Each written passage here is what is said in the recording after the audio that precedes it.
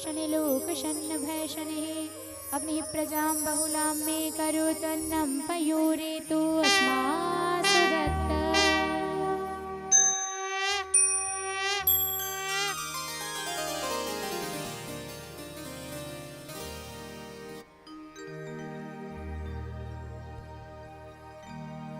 पापियों को पाप से है तारती, पापियों को पाप से है तारती।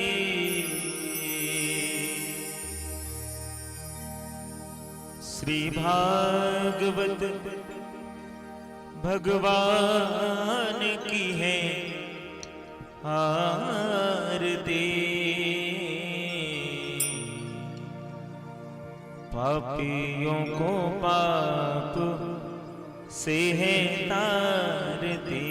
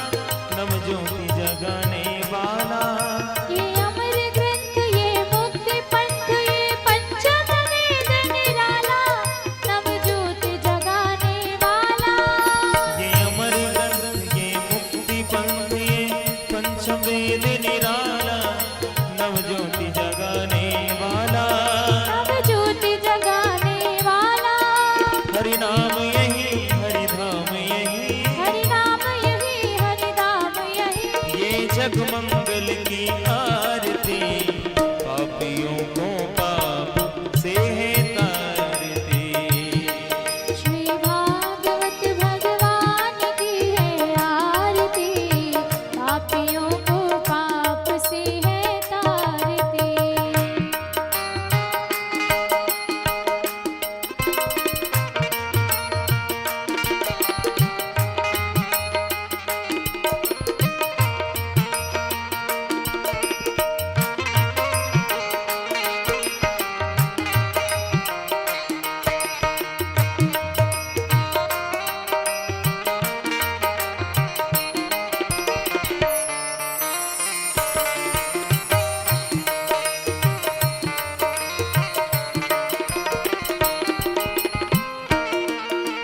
शांति गीत पावन पुनीत, पापों को मिटाने वाला, हरि दर्श कराने वाला। शांति गीत पावन पुनीत, पापों को मिटाने वाला, हरि दर्श कराने वाला। शांति गीत पावन पुनीत, पापों को मिटाने वाला, हरि दर्श कराने वाला। हरि दर्श कराने वाला। ये सुख करने ये दुख हरने, ये सुख करने ये दुख हरने। श्री मधुसूदन की आरती, पापियों को पाप से है तारती। श्री भागवत भगवान की है आरती, पापियों को पाप से है तारती।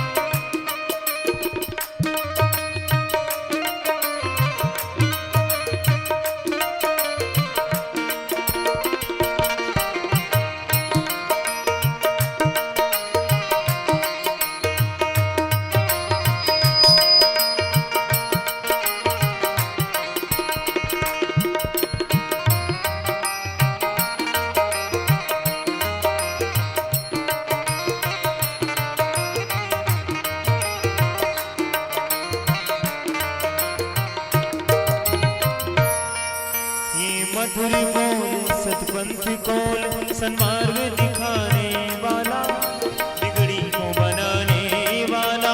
ये मधुर बोल सतपंथ कोल सन्मार्ग बताने वाला बिगड़ी को बनाने वाला। ये मधुर बोल सतपंथ कोल सन्मार्ग दिखाने वाला बिगड़ी को बनाने वाला। बिगड़ी को बनाने वाला। श्री राम यही घनश्याम यही श्री राम यही घनश्याम यही मेरे राम यही मेरे श्याम यही मेरे राम यही मेरे श्याम यही। ये प्रभु महिमा की आरती पापियों को पाप से है तारती। श्री भागवत भगवान की है आरती पापियों को पाप से है तारती। श्री भागवत भगवान की है आरती पापियों को पाप से है तारती। कर्पूर गौरम करुणावतारम संसार सारम बुद्धिप्रहारं सदा वसन्तं हृदयारविन्दे मम भवानी सुतं नमामि। त्वमेव माता च पिता त्वमेव त्वमेव बन्धु च सुधा त्वमेव त्वमेव वेद्या धवलं त्वमेव त्वमेव सर्वं मम देवदेव त्वमेव सर्वं मम देवदेव त्वमेव सर्वं मम देवदेव। मम देव देव। जलेन शीतलीकर्णं पुष्पै देवाभिवन्दनम् आरोग्यार्थे आत्माभिवन्दनम्। जल से घेर दीजिए।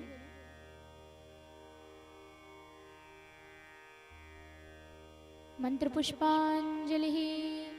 ओम यज्ञेन यज्ञमय जन्त देवास्तानि धर्माणि प्रथमान्यासन्न तेह नाकं महिमानः सचन्द्र यत्र पूर्वे साध्याः सन्ति देवा। ओम राजाधिराजाय प्रसय्यसाहिने नमो वयं वै श्रवणाय कुर्महे। समे कामान् कामकामाय मह्यं कामेश्वरो वै श्रवणो दधातु। कुबेराय वै श्रवणाय महाराजाय नमः। ॐ नानासुगन्धिपुष्पाणि यथा कालोद्भवानि च पुष्पाञ्जलिर्मया दत्त्वा गृहाण परमेश्वर गृहाण जगदीश्वर। मन्त्रपुष्पाञ्जलिं समर्पयामि।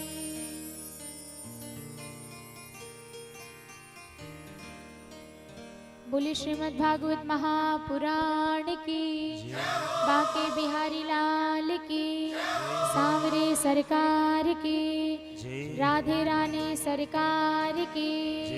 बोले वृंदावन बिहारी लाल की, बोले महाकाली मैया की, बोले सियावर रामचंद्र की, पवन सुत हनुमान की, उमापति महादेव की। जय जय श्री राधे। आप सभी लोग बड़े भाव से अपने अपने स्थान पर बैठ जाइए और कथा का श्रवण कर अपने जीवन को कृतार्थ बनाइए।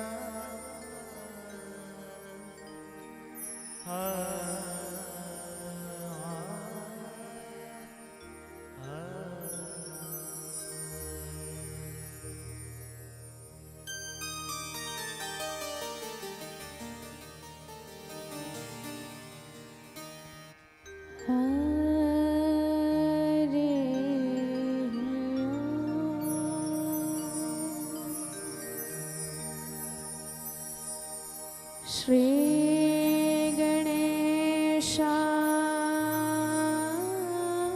नमः। श्री सरस्वत्यै नमः।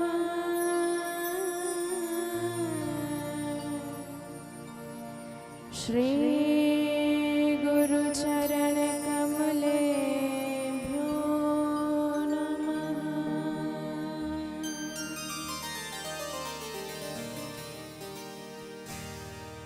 नमः परमहंसास्वादित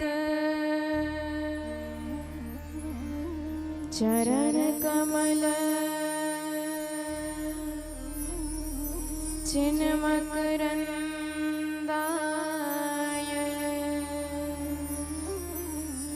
भक्त जनमानस निवासाय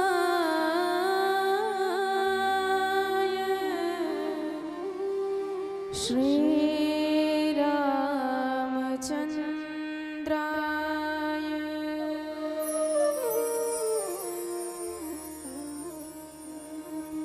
ध्येयं सदा परिभवग्नमभीष्टदोहम् तीर्थास्पदं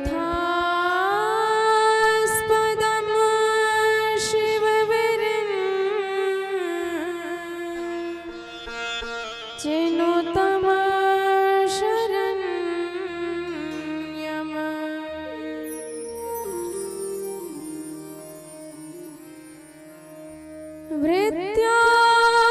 भृत्यार्तिहमा प्रणतपाल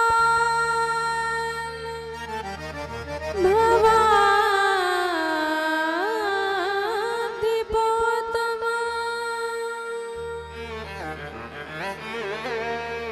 वन्दे महापुरुष ते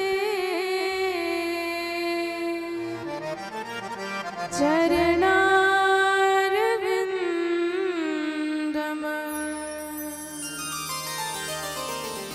वंशी विभूषितकरा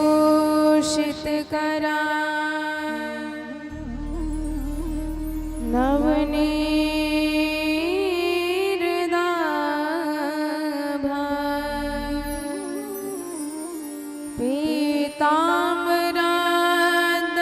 पीताम्बरादरुणबिम्ब फलादरोष्ठा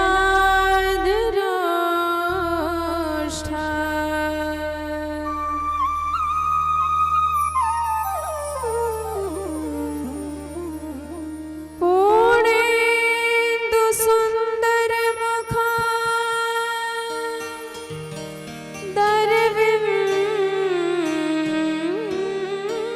दरविन्दनेत्रा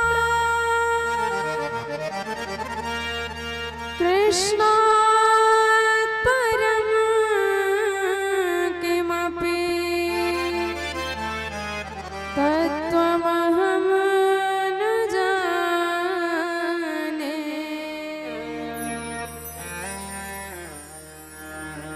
नारायणं नमस्कृत्य नरं चैव नरोत्तमम्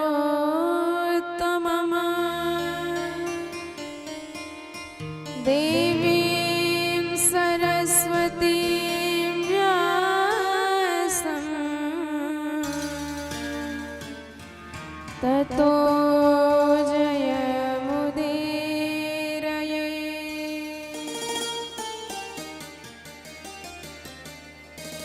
सीतानाथ समारम्भा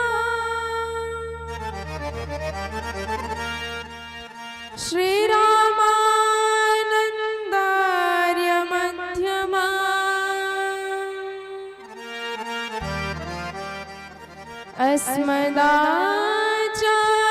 अस्मदाचार्यपर्यन्ता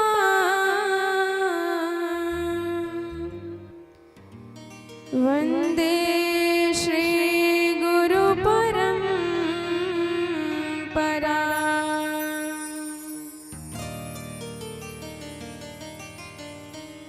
दिव्यं दिव्यकथाकारं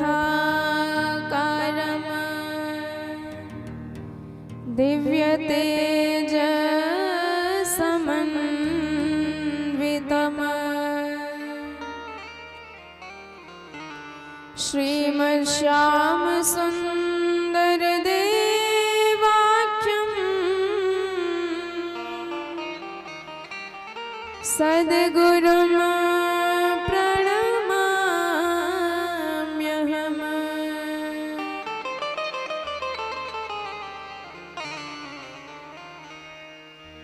जय जय श्री राधारमण,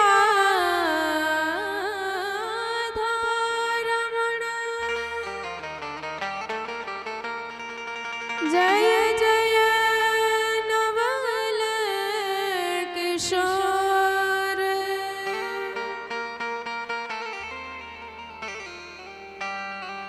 जय गोपी चित्तचोर प्रभु,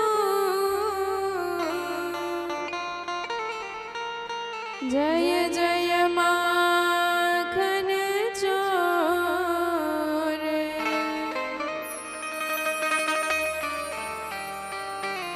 जय जय माखन चोर।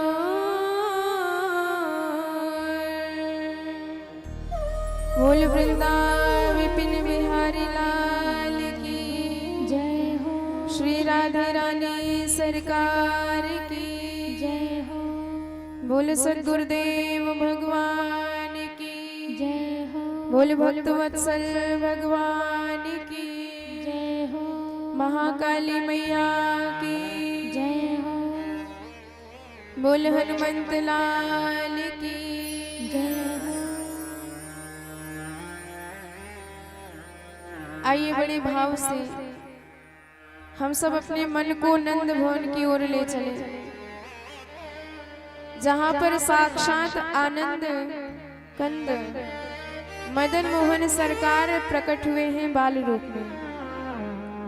तो भगवान के उसी बाल रूप का हम भी मन में दर्शन करते हुए भगवान के प्राकट्य उत्सव में अपने मन को समर्पित करें और जीवन को परम आनंदमय बनाएं। बोल नंद के आनंद की जय हो।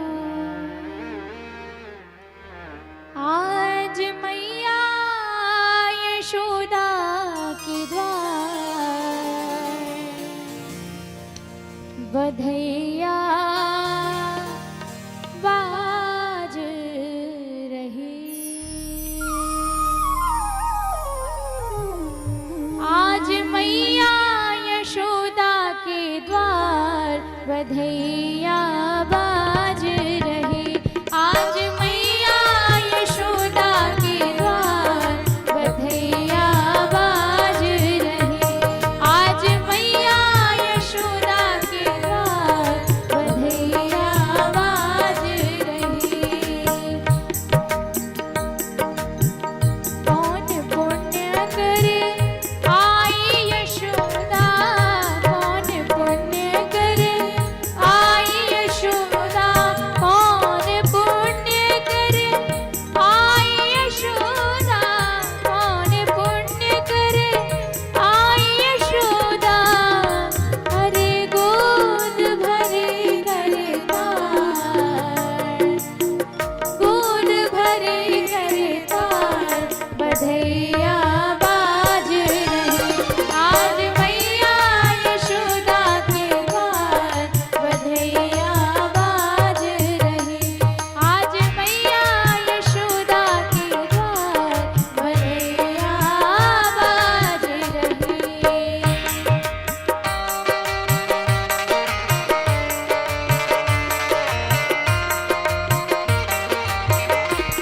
बधाई हो।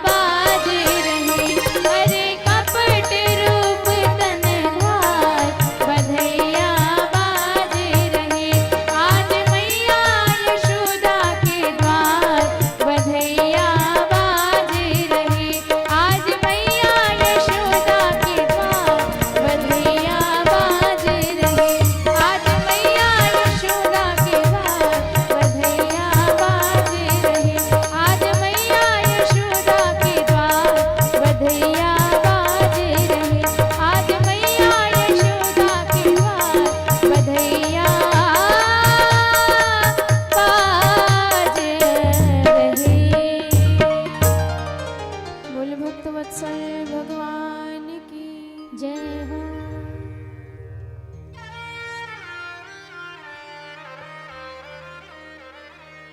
नंदस्त्वात्मज उत्पन्ने जाता लादो महामना आहूय विप्रान् वेदज्ञान स्नातः शुचिरलङ्कृतः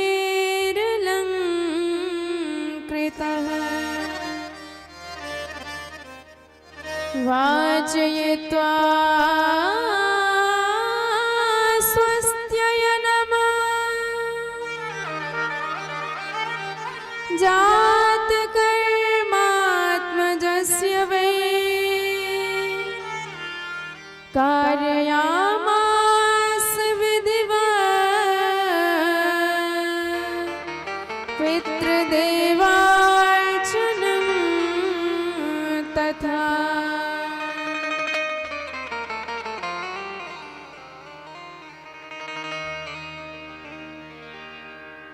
परम मंगलमय अखिलेश्वर करुणा वरुणालय परात्पर परब्रह्म सच्चिदानंद श्री श्याम विग्रह स्वरूप श्रीमद् भागवत महापुराण में आए हुए समस्त श्रद्धामयी भक्तिमयी माताएं, सौभाग्यशाली हमारे परम यजमान परिकर एवं संत वैष्णव समुदाय, आप सभी को जय जय श्री राधे। कल आपने श्रवण किया कि कैसे हमारे सरकार का बाल रूप में प्राकट्य होता है वसुदेव जी के घर। और सुखदेव जी क्या कहते हैं, प्रभु प्रकट हुए हैं वसुदेव जी के घर, पर उत्सव कहाँ मन रहा है, आनंद कहाँ मन रहा है? नंद भवन में। नंदस्त्वात्मज उत्पन्ने जाता लादो महामना। 18 श्लोकों में भगवान के प्राकट्य उत्सव का वर्णन किया है सुखदेव जी ने, और मानो 18,000 श्लोकों का संपूर्ण आनंद इन्हीं 18 श्लोकों में प्रकट हो गया है। क्योंकि साक्षात अनंत भगवान आज प्रकट हुए हैं, आज अवतार लिए हैं। गोकुल की भूमि पर सबके नयनों के साक्षी बन रहे हैं, सबके नयनों को परम आनंद प्रदान कर रहे हैं। तो ये हमारी सरकार बड़े कमाल के हैं, इनकी प्रतिलीला कमाल की होती है। देन चहे करतार जिन्हें सुख, सो तो रहीम टरे नहीं टारे। उद्यम पौरुष कीने बिना, धन आवत आप ही हाथ पसारे। देव रटे अपनी अपनी विधि के, परपंच न जात निहारे। बेटा भयो वसुदेव के धाम, और दुंदुभि बाजत नंद के द्वारे। बोलबा के बिहारी लाल की। और इधर जैसे ही यह खबर फैली पूरे ब्रज प्रदेश में कि हमारे नंद बाबा के छोरा भयो हैं, अब तो भाई ब्रज प्रदेश की जितनी गोपियां और जितने ग्वाल थे सब मारे आनंद के श्रृंगार कर करके, सारे ग्वाल पगड़ी बांध बांध कर और माखन मिश्री के मटका ले लेके बधाई आवे लगे। नंद बाबा तो ही आप पुत्र जन्म को बारंबार बधाई। बाबा तो आनंद में मग्न है। आदेश दिया उपनंद जी को, जाओ पंडित जी को बुलाओ, भाई को आशीर्वाद को चमत्कार भयो है कि मोए यहाँ 90 बरस के उम्र में छोरा को लाभ भयो। सुनते ही सबरे पंडित जी परम गदगद है गए। यमुना जी में स्नान करके भस्म इत्यादि रमाए कर, पोथी पत्रा बगल में दबाए कर सब आए और उच्च स्वर में स्वस्ति वाचन किया। देखिए, जब कोई संतान पैदा होता है तो 10 दिन का सूतक लगता है, मरणोपरांत और जन्मोपरांत। तो नालक छेदन से पूर्व सूतक का प्रभाव नहीं रहता, तो नालक छेदन से पूर्व पंडित जी ने नंद बाबा से कही आप नहाए धोए के आए जाओ, श्रृंगार करके हम सबरे जात कर्म संस्कार कराए दे, वाके बाद सबरी नाल छेदन इत्यादि की क्रिया होएगी।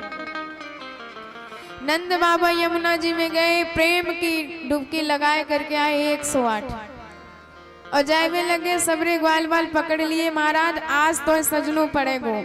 नंद बाबा बोले यार डोकरे में बुढ़ापे में कहाँ सजाएगो। छोरा बोले महाराज एक बार सच के तो देख लो। अच्छा बोल कहाँ पहनूं।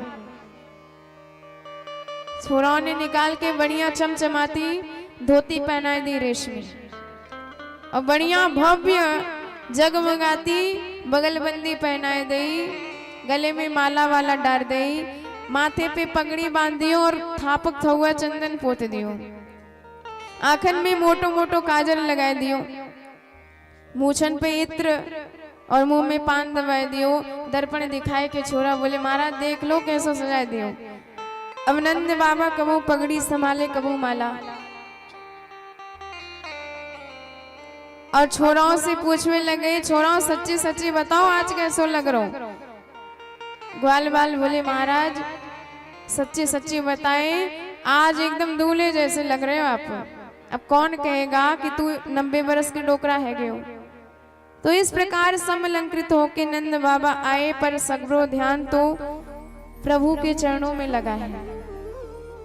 पंडित जी ने मंत्र पढ़ा और कहा कि ठाकुर जी पे अक्षत चढ़ाओ। अब नंद बाबा को समझ में ना आई, शक्कर चढ़ाई दिए, पंडित जी डांट लगाई दी, महाराज मंत्र कछू पढ़ रहे और जो मन में आ रहा है सब चढ़ाए दो। फिर से मंत्र पढ़ा और कहा कि अब ठाकुर जी पे यमुना जल चढ़ाओ और बाबा ने हड़बड़ाहट में लेके जल्दीबाजी में दूध चढ़ाए दो। पंडित जी नाराज है गए, महाराज का करे तुम्हारा ध्यान किधर है। बाबा बोले का बताए, अब ध्यान तो सबरो मेरो छोरा में चला गया, पूजा पाठ में मन ना लगने वालो महाराज।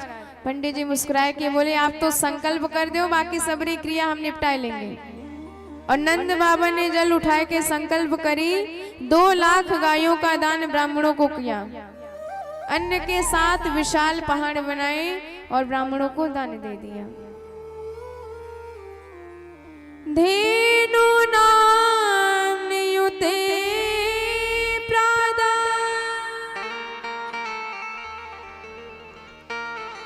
विप्रेभ्य समलंकृता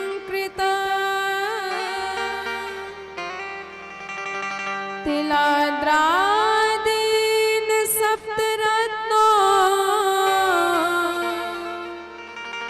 शातकौभामरावृता।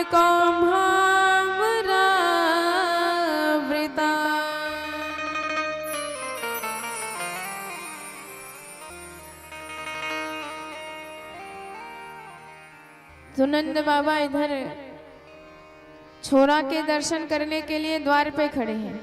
तब तो कोई मित्र आ गयो, महाराज छोरा का दर्शन हमें भी कराए दो। नंद बाबा बोले का बताए, 1 घंटा ते हमोई आई ताक में है, पर भीतर गोपियां घुसने ही ना दे। कहती महाराज जब हमारो नाच गानों को कार्यक्रम संपन्न है जाएगो तब आइयो आप दर्शन करने।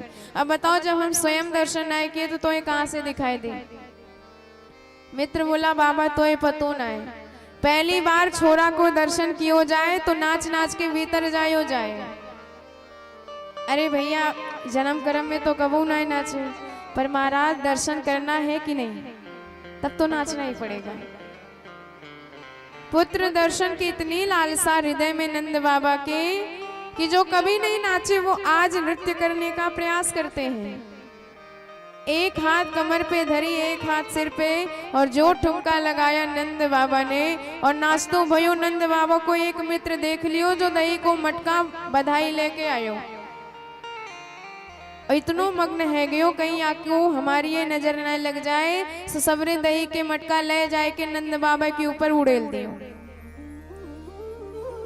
नंद जुग्वालन आ पकड़े कहीं लोगन नाचन को विवसायो है, गोद भरे कसी फेट चले तब नंद बाबा सबके मन भाए हैं।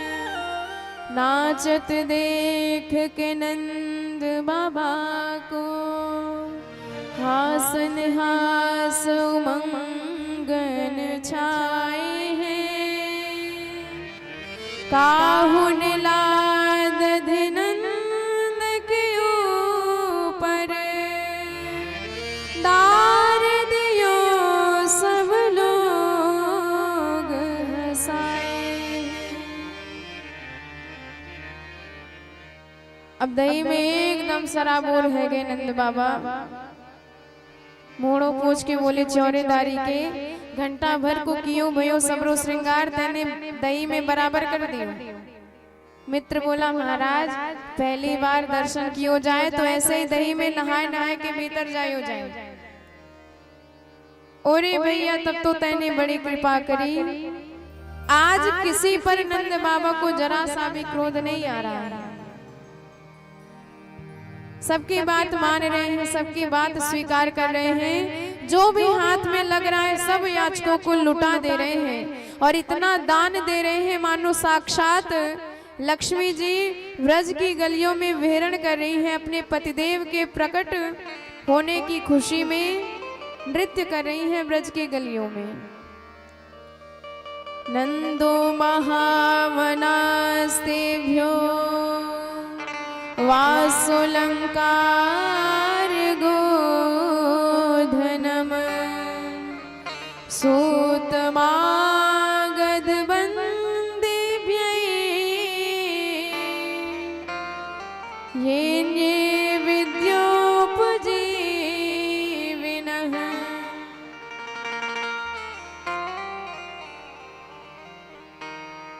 अचानक उत्सव मनाते मनाते नंद बाबा को याद आया कि भाई प्रतिवर्ष हम कंस को कर दिया करते हैं और वह कर देने की तिथि निकल गई और यदि कंस को भनक पड़ जाएगी तो न जाने क्या उत्पात खड़ा कर देगा। बड़ा अत्याचारी राजा है। सो सबरे ग्वाल वालों को कहा कि भाई तुम्हारा ही छोरा है तो आप सब इसके प्राकट्य उत्सव को मनाते रहिए, हम कंस को कर दे के आते हैं। तो नंद कंसस्य वार्षिक्यम करम दातुम कुरुद्वः और गोपान गोकुल रक्षायान निरूप्य मथुराम गतः। सारे ग्वाल बालों पर गोकुल की रक्षा का भार सौंप दिए और स्वयं कंस को कर देने के लिए पहुंचे। कर दिया, कर देते हुए वसुदेव जी ने देख लिया। धड़कन तेज हो गई कि हे भगवान अपने छोरा को सुरक्षा की दृष्टि से आके घर में छोड़ आए हैं और ये नंद बाबा तो मथुरा की गली में डोल रहे हैं। वसुदेव ने पीछे से कही नंद बाबा जी राम राम। अब मुड़ के नंद बाबा ने देखा मित्र पहचान गए, सो उन्होंने भी कही वसुदेव जी राम राम। वसुदेव जी कहने लगे तू मेरो कैसो मित्र, अरे तो या बुढ़ापे में छोरा को जन्म भयो और तूने जरूरी नहीं समझा कि अपने इस मित्र को भी याद कर ले। नंद बाबा ने कही कि मित्र बात ठीक है, मेरे छोरा को जन्म भयो है पर मेरी हिम्मत न भई, क्योंकि आपके यहाँ कितने छोरा भये, 6 छोरा हुए और पापी कंस ने सबरे ठिकाने लगा दिए। बाद में एक छोरी भई, वो भी देवी जीवन के आकाश में उड़ी चली गई। सो इतने दुख के आगे मेरी हिम्मत नहीं हुई कि मैं अपने एक सुख का वर्णन कर सकूं और तेरे हृदय को कष्ट पहुंचे। आहो ते देव की पुत्रा कंसे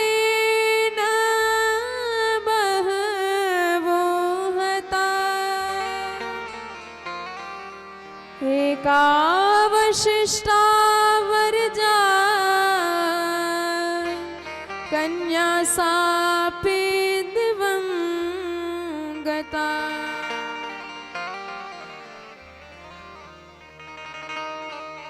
और सच्ची मित्रता यही है। जीवन में आपने यदि किसी को मित्र बनाया तो मित्रता का कर्तव्य यही है कि भले ही आपका दुख पहाड़ जैसा भारी हो और सामने अपने मित्र का दुख भले ही छोटा सा हो तिनके जैसा, पर आपका कर्तव्य है कि उस मित्र के दुख को पहाड़ जैसा भारी जानकर उसको निदान दूर करने का प्रयास करें।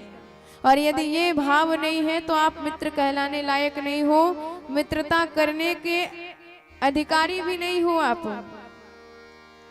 जिन मित्र दुख होई दुखारी, जिन मित्र दुख होई दुखारी, तिनहि बिलोकत पातक भारी, तिनहि बिलोकत पातक भारी।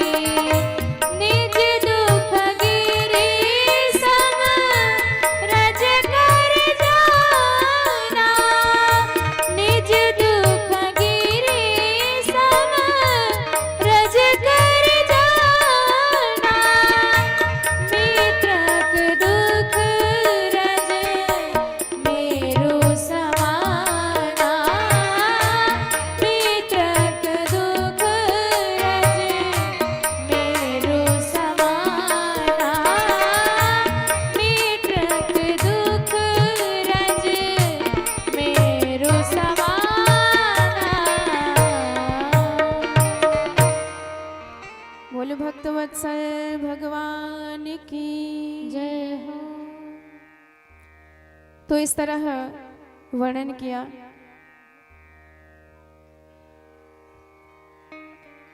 पर वसुदेव जी की तो धड़कन तेज है कि ये नंद बाबा अपने घर पहुंचे। कहने लगे महाराज ये सब बातें होती रहेंगी, पर मैं ज्योतिष को पक्को पंडित हूँ और मेरी ज्योतिष विद्या यही बता रही है कि अति शीघ्र तेरे गोकुल में कोई ना कोई उत्पात होने वाला है, इसलिए तू अपने गोकुल जा। नेहम स्थेयम बहुतिथम संत्युत्पाताश्च गोकुले। अब जैसे ही वसुदेव जी ने ये आशंका व्यक्त करी तो हमारे नंद बाबा की धड़कन तेज हुई। भगवान से प्रार्थना करते हुए नंद बाबा सीधे अपने गोकुल की तरफ भागे।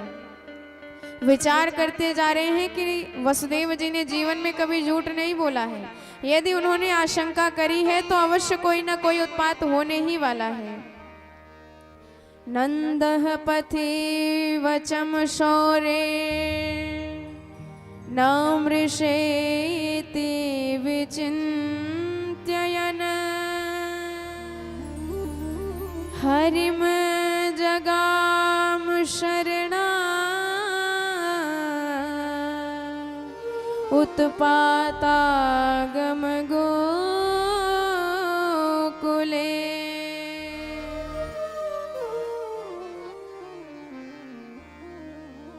पर सुखदेव जी कहते हैं परीक्षित, नंद बाबा पहुंच भी ना पाए गोकुल की, कन्हैया की मौसी जी पहले ही पहुंच गई।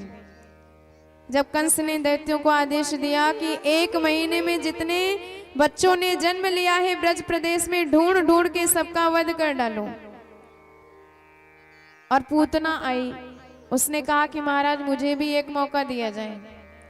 कंस ने कहा तू इतनी भयंकर, इतने बड़े बड़े तेरे नख, इतने बड़े बड़े तेरे दांत, इतना भयंकर तेरा स्वरूप, तुझे घर में घुसने कौन देगा।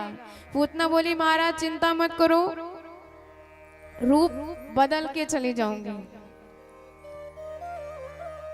मेकअप करके चली जाऊंगी। और मेकअप में महाराज जानते हैं काया पलट, चेहरा एकदम बदल जाता है।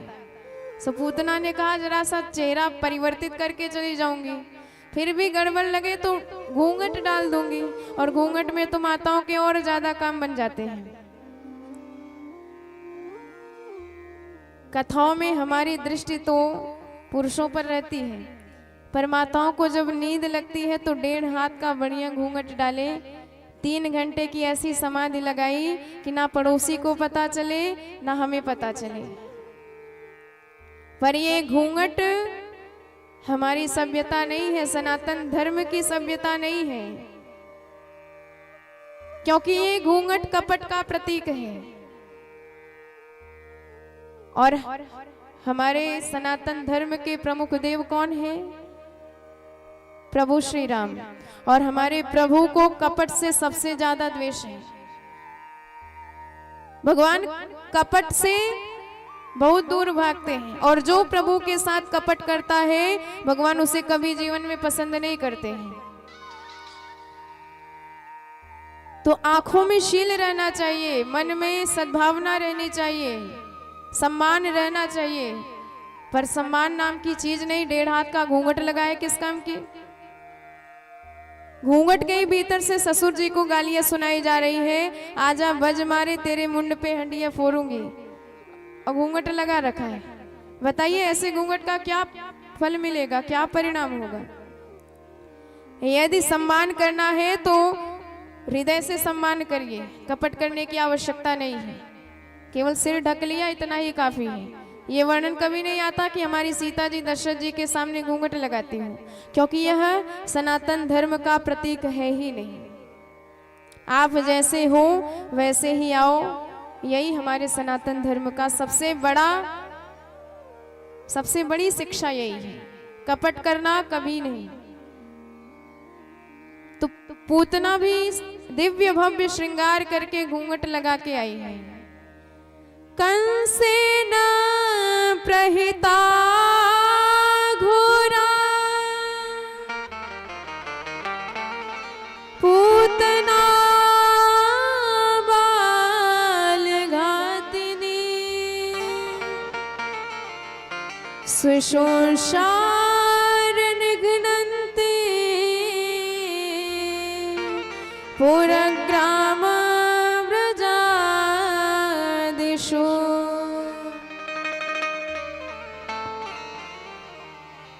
तो मार्ग में बच्चों का वध करती करती पूतना स्तनों में जहर लगाए और वेश परिवर्तित किए, दिव्य श्रृंगार किए, प्रवेश कर गई गोकुल प्रदेश में। उसने देखा कि एक स्त्रियों का झुंड नंद भवन की ओर बढ़ रहा है। विचार किया कि मेरा नाम है पूतना, लगता है काऊ पूत को जन्म भयो, चलो पता लगाएं किसका पूत हुआ है। और इतना भव्य श्रृंगार करके आई है परीक्षित कि कोई उसे देखे तो लगेगा साक्षात श्री देवी आई है, साक्षात लक्ष्मी जी श्रृंगार करके आई हैं अपने पति के दर्शनों के लिए। और जैसे ही सब यशोदा मैया को बधाई देने लगी तो इसने भी नाटक करना प्रारंभ किया। अरे बहन यशोदा, मोए पता चलो कि तो या बुढ़ापे में छोरा को जन्म भयो, मैं सबरे काम धाम छोड़ के तेरे पास दौड़ी चली आई। अब तू ऐसे आंख फाड़ फाड़ के काम मुझे देख रही, पहचानो ना है। अब बेचारी यशोदा मैया बड़ी भ्रमित है कि हे भगवान, ये मेरी बहन कहाँ से आई गई, या की सकल सूरत तो कभी भी नहीं देखी लग रही। पर नाम है यशोदा, अर्थात यश ददाति सा यशोदा, जो सबको यश प्रदान करे। तो यशोदा मैया मन में तो सशंकित है, पर विचार करने लगी कोई खास बहन नहीं तो होगी कोई चचेरी ममेरी फुफेरी दूर की, और ऐसे ही पूछ लूं कि बहन तो पहचानो ना है तो बुरा मान जाएगी। सो यशोदा मैया ने कही कि बहन तुम सबन को आशीर्वाद को चमत्कार है, पहले वो छोरा लेटा है पालने में, तो जाए के आशीर्वाद दे के आ, बाद में तो से पूरी फुर्सत में बात करूंगी। अब पूतना बढ़ी, और जैसे हमारे सरकार ने पूतना का दर्शन किया तो विबुध्यताम बालक मारिकाग्रहम चराचरात्मा सनिमीलिते क्षणम, भगवान ने तुरंत नयन बंद कर लिए। पर भगवान तो अंतर्यामी है, कौन किस भाव से आया है सब जानते हैं, पर आज नयन क्यों बंद किए सरकार ने? कई संत इसका बहुत कारण बताते हैं। जैसे प्रभु ने इसलिए नयन बंद किए, मानो भगवान ने सोचा कि मेरा सबसे श्रेष्ठ अवतार यही रामावतार और कृष्णावतार है, और लगता है दोनों अवतारों में शुरुआत स्त्री वध से ही करना पड़ेगा। तो श्री गणेश करने जा रहे हैं, इसलिए आंख बंद करके मंगलाचरण कर रहे हैं। रामावतार में ताड़का से, और लगता है कृष्णावतार में पूतना वध से शुरुआत करनी पड़ेगी। सो भगवान ने नयन बंद कर लिए। अथवा इसलिए सरकार ने नयन बंद कर लिए, भगवान सोचते हैं हम आए हैं गोकुल में माखन मिश्री का स्वाद लेने, पर वही अभी दूध का भी स्वाद ना चख पाए कि मौसी जी आएगी जहर पियावे। सो ये जहर पीने का काम भोलेनाथ का है। तो आंख बंद करके जरा ध्यान लगा रहे भोलेनाथ, ये जहर पीना अपने बस की बात नहीं, इसलिए एक काम करो, जहर जहर आप पी जाओ, बाकी सबरो दूध हम पी जाएंगे। या फिर इसलिए नयन बंद कर लिए, भगवान के ही नयनों में सूर्य चंद्र का वास है। भगवान सोच रहे हैं मेरे हाथ से मरेगी, किसी ना किसी श्रेष्ठ धाम में जाएगी, सो किस धाम में भेजूं, सोच ही रहे थे कि चंद्र और सूर्य ने अपने अपने धाम के किवाड़ बंद कर दिए, पलक लगा दिए कि चाहे जिस धाम में भेज दो पर इस पापनी को अपने घर में घुसने नहीं देंगे। इसलिए मानो भगवान के नयन बंद हो गए, या फिर इसलिए नयन बंद हुए कि नयन से नयन मिलने पर वह प्रेमी हो जाता है, आंखें चार होने पर, और प्रेमी का वध करना उचित नहीं। प्रीति नयन योगतः, सो भगवान ने कहा इस पापिनी के साथ नयन मिलाएंगे ही नहीं, और नयन बंद ही कर लिए। अथवा इसलिए नयन बंद कर लिए कि जब दृष्टि का कोई पात्र मिले तभी उस पर दृष्टिपात करो, नहीं तो आंख बंद कर लो। भगवान कहते हैं इसी प्रकार कपट करके एक सुंदरी जी, एक देवी जी राम अवतार में भी आई थी। कौन? श्रीमती शूर्पणखा जी, जिसके नख सूप के जैसे हो उसे शूर्पणखा कहा जाता है। तो आजकल भी शूर्पणखा की भतीजियों की कमी नहीं है। फैशन में प्राय आ गया है बड़े बड़े नाखून रखना। तो अभी भव्य श्रृंगार करके आई थी, कपट करके आई थी, पर भगवान ने उसकी तरफ देखा तक नहीं। देखना चाहिए था राम जी को। सारी दुनिया राम जी को परम सुंदर कहती है, भगवान को देखना चाहिए था कि ये कौन विश्व सुंदरी आ गई जो हमें भी फेल कर रही है। कहती है कि वैसे आप भी बहुत कुछ खास नहीं हो, पर कुछ मन मान रहा है आपको देख के, काले राम हो फिर भी काम चला लूंगी। सो भगवान ने सीता जी की तरफ देख के काम चला लिया, लेकिन उसकी तरफ जरा भी दृष्टिपात नहीं किया। और भगवान सोच रहे हैं यहाँ तो हमारी किशोरी जी दाएं बाएं अगल बगल कहीं नहीं है, अभी तो हम नन्हे से हैं, पैदा हुए हैं। सो जब दृष्टि का कोई पात्र नहीं मिला तो भगवान ने नयन ही बंद कर लिए। अब भगवान ने किस कारण से नयन बंद किए ये भगवान ही जाने, पर नयन बंद किए भगवान का दर्शन किया। पूतना ने सोचा कि बालक सो रहा है, सो परीक्षित जैसे कोई विषधर सर्प को रस्सी समझकर गलती से उठा लेता है, ऐसे पूतना ने भगवान को साधारण बालक समझकर गोद में उठा लिया।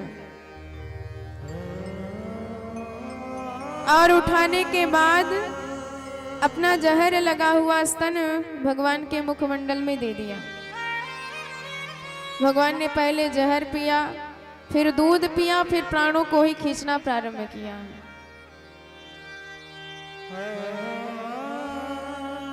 गाढ़म कराभ्याम भगवान प्रपेड्यता प्राणै समम रोष समन्वितो पिबत।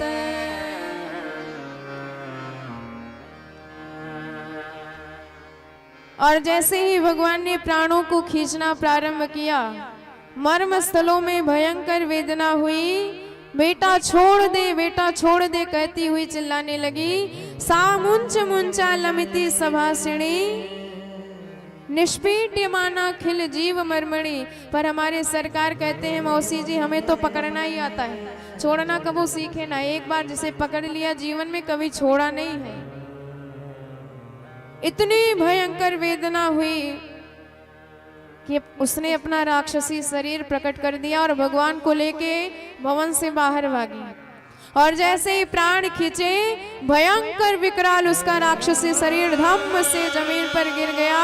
और जब उसका शरीर गिरा तो चारों तरफ चीत्कार मच गए, धरती हिल गई और उसके शरीर के नीचे जितने वृक्ष आए सब वृक्ष टूट टूट कर चकनाचूर हो गए। बोल पूतना मर्दन भगवान की जय हो। पतमानो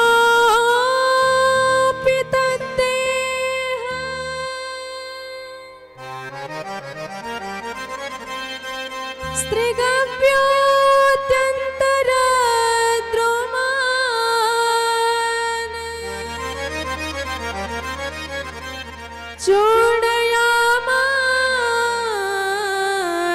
राजेंद्र महदासी तदद्भुतम्।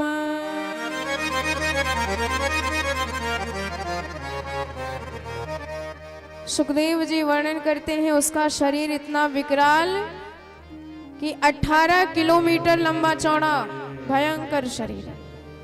इतनी भयंकर आवाज हुई, मैया यशोदा डर गई, दौड़ के आई तो पालना खा ली। सारे ग्वाल बाल घबरा गए कि प्रभु किधर गए, और एक ने बताया कि वो पूतना के उदर पे भगवान क्रीड़ा कर रहे हैं। ये इन प्रकारेण भगवान को उतारा गया। उतारने के पश्चात मैया ने कहा कि मेरे छोरा ने राक्षसी शरीर का स्पर्श किया है, सो अपवित्र हो गया है, इसलिए इसका पवित्रीकरण करना होगा। सो गौ माता के पास आई और 8 श्लोकों में दिव्य मंत्र उच्चारण करने के पश्चात गौ माता के पूंछ से लाला को झाड़ा लगाती है। गोमूत्रेण स्नापयित्वा पुनर्गोरज सार्वकम।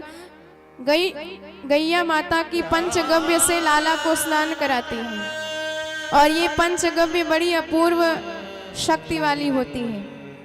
किससे बनता है? दूध, दही, घी, गाय के गोबर और गौमूत्र से मिलाकर ये पंचगव्य तैयार होता है।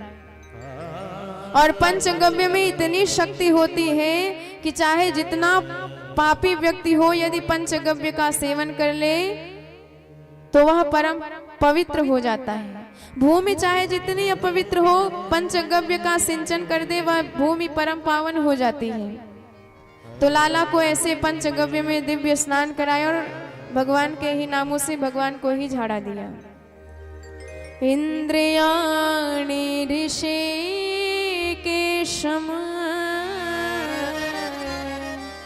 प्राणानारायणवतु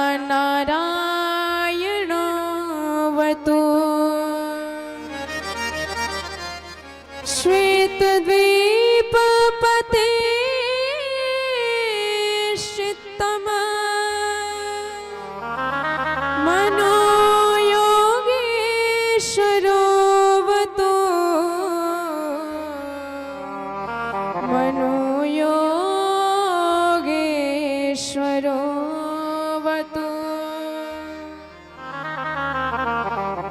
तो इसीलिए कहा जाता है कि भगवान के नाम की महिमा साक्षात भगवान से पूछो तो वो भी नहीं बता सकते। कहाँ कहाँ लगी नाम बड़ाई, कहाँ कहाँ लगी नाम बड़ाई, कहाँ कहाँ लगी नाम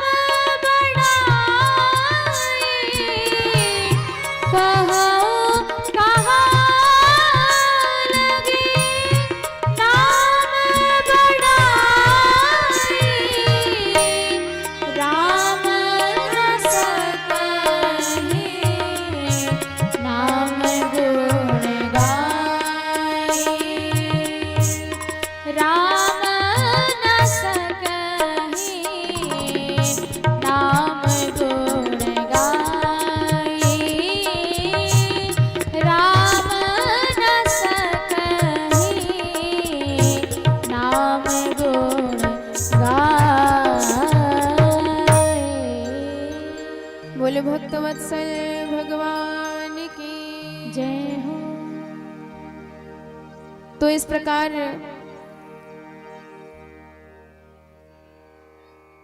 मैया ने लाला का पवित्रीकरण किया।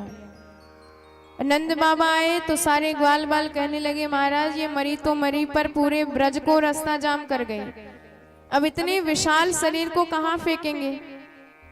नंद बाबा ने कही एक काम करो, कुल्हाड़ी लेके अपने घर से आओ। और जैसे ही कुल्हाड़ी लेके सबरे आए तो पूतना के शरीर को काट काट के अनेकानेक चिताएं सजाई गई और समस्त चिताओं में अग्नि लगा दी गई। पर परीक्षित जैसे ही वह चिताएं जलाई गई तो धूम रसा गुरु सौरभम इतनी दिव्य सुगंध निकली कि संपूर्ण ब्रज प्रदेश सुवासित हो गया। परम आश्चर्य में भर गए। परीक्षित जी कहने लगे कि गुरुदेव इतनी पापनी पूतना, इसके मरने से दिव्य सुगंध कैसे निकल रही है। सुखदेव जी कहते हैं कि परीक्षित कौन कहेगा कि ये पापनी है। अरे साक्षात जगन्नाथ जिसकी गोद में जाके संतान के समान दुग्ध पान किए हो, वह भी पापनी हो सकती है। मरते मरते जिसने भगवान का अंतिम समय में दर्शन किया हो, भगवान का स्पर्श प्राप्त किया हो, वह अब भी पापनी रह सकती है। पहले पूरा परिचय सुनो, नाम ही इसका कितना खराब है। कोई भी गुण इसमें विद्यमान नहीं है, दोष ही दोष है, केवल दोष है, दोषों का भंडार है। पर धन्य है भगवान, कृपा करनी होती है तो कोई ना कोई बहाना ढूंढ ही लिया करते हैं।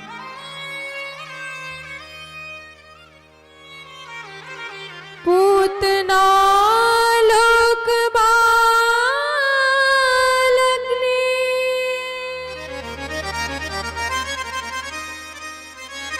राक्षसी रुद्राशना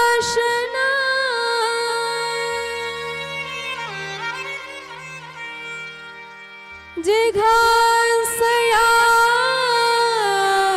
पिहरे स्तनम दत्वा प्रसद गतिमा। सुखदेव जी कहते हैं इसका पूरा परिचय सुनो। नाम ही कितना खराब, पूतना, जो कहीं से भी पवित्र नहीं है, परम अपवित्र, और खानदान भी अच्छा नहीं, दैत्य वंश की है, राक्षसी कुल की है, बकासुर की बहन है। और काम भी अच्छा नहीं, बच्चों को पकड़ के लाती है, उन्हीं का वध कर डालती है। और आहार भी अच्छा नहीं, उन्हीं बच्चों का मांस भक्षण करती है। और व्यवहार भी अच्छा नहीं, दुर्भावना से ग्रसित है। और विचार भी अच्छा नहीं, तो न नाम अच्छा, न काम अच्छा, न खानदान अच्छा, न आचार अच्छा, न विचार अच्छा, न व्यवहार अच्छा, पर न जाने कौन से गुण पर दयानिधि रीझ जाते हैं। हमारी सरकार की कृपा कब कैसे किस पर हो जाए कोई बता नहीं सकता है। जैसे क्रोधी के स्वभाव में होता है, बात बात पे आंखें लाल हो जाया करती हैं क्रोध से, ऐसे भगवान का स्वभाव इतना करुणामय है। भगवान इतने करुणा वरुणालय हैं कि जरा सा बहाना मिल जाए तो करुणा की बरसात कर दिया करते हैं भक्तों पर। यदि ये इतनी कृपा ना करते, यदि ये इतनी करुणा ना बरसाते, तो इनके द्वार पर आता ही कौन है। अरे बड़े से बड़े पापी जो जन्म जन्म तक, युग युग तक साधन करते करते भी अपने पापों से मुक्त नहीं हो पाते, ऐसे बड़े से बड़े पापी एक बार भगवान के नाम का सहारा ले ले, एक बार भगवान की शरण में आ जाए, एक बार भगवान के सन्मुख हो जाए, तो सन्मुख होई जीव मोहि जबहि, जन्म कोटि अघ ना सही तबहि। भगवान उसे सारे पापों से मुक्त करके परम पावन निर्मल बना देते हैं। इसीलिए इनका नाम भक्त वत्सल है। जैसे गाय का बछड़ा पैदा होता है तो सब तो दूर दूर से जाते हैं, पर गौ माता अपने जीवा से चाट चाट के उस बच्चे को परम निर्मल बना देती है। ठीक इसी प्रकार लाख दोष हो, लाख बुराई हो भक्त में, पर भगवान अपने करुणा में स्वभाव से इतनी कृपा बरसाते हैं उस दास पर कि एकदम निर्मल पवित्र बना देते हैं, परम योग्य परम पात्र बना देते हैं। बोल भक्त वत्सल भगवान की जय हो। आइए एक बार हम सब मिलजुल के भगवान की उसी स्वरूप का, उसी स्वभाव का दर्शन करते हैं, अपने मन को भगवान के चरणों में निवेदित करते हैं। सभी लोग साथ में गाते हुए, ताली की सेवा करते हुए। न जाने कौन से गुण पर दयानिधि रीझ जाते हैं। न जाने कौन से गुण पर दयानिधि रीझ जाते हैं।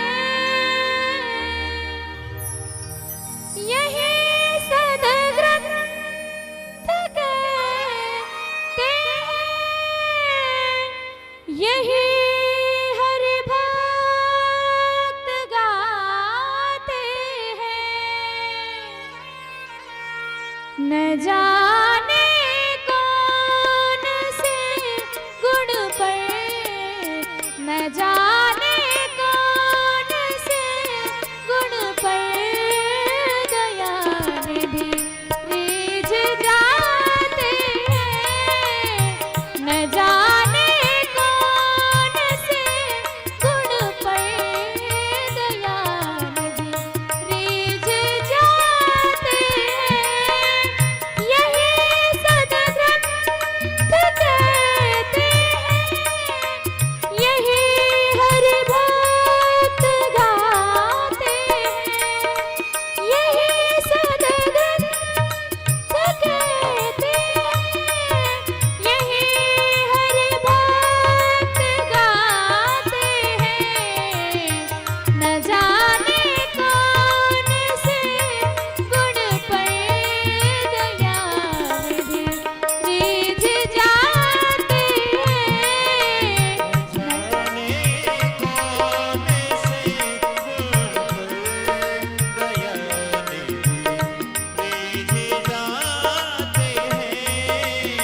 जाने कौन से गुण पर दयानिधि रीझ जाते हैं।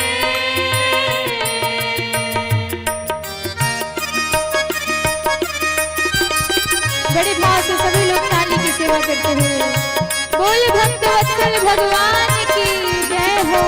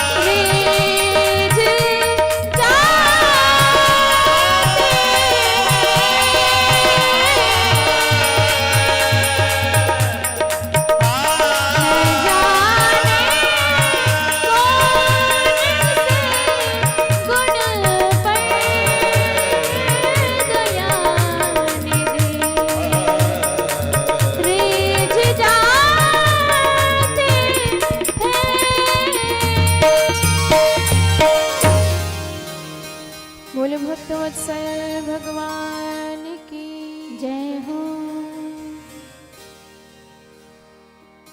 इस तरह भगवान ने पूतना का उद्धार किया और जो भी इस कथा का श्रवण करता है उसके जीवन में भगवान की परम भक्ति प्रकट हो जाती है। यह एतत् पूतना मोक्षम कृष्णस्यार्भकमद्भुतम शृणया श्रद्धया मर्त्ये गोविंदे लभते रति। बोल भक्तवत्सल भगवान की जय हो।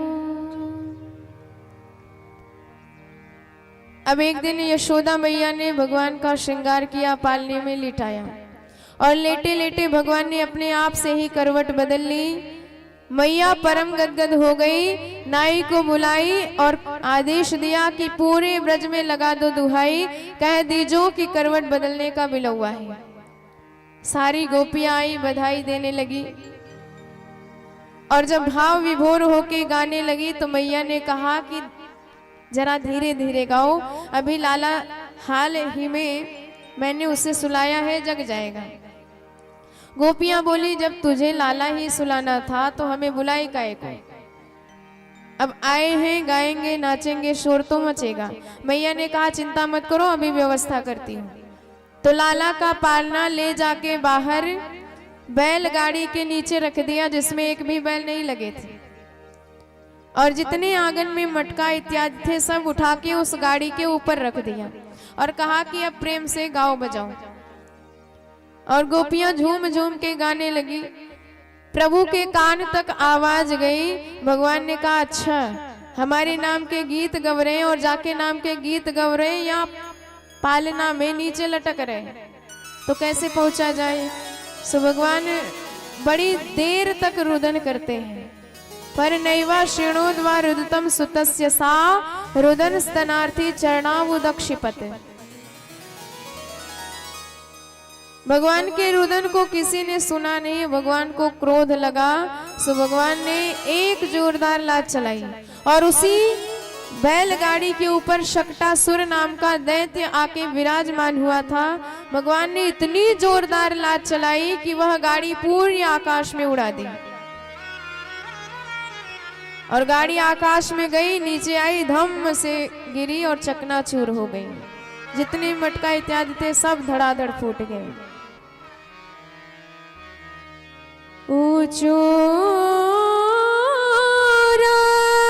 व्यसितमतेन गोपान गोपीश बालका रुदतानेन पादेन क्षिप्तमेतन् संशयः।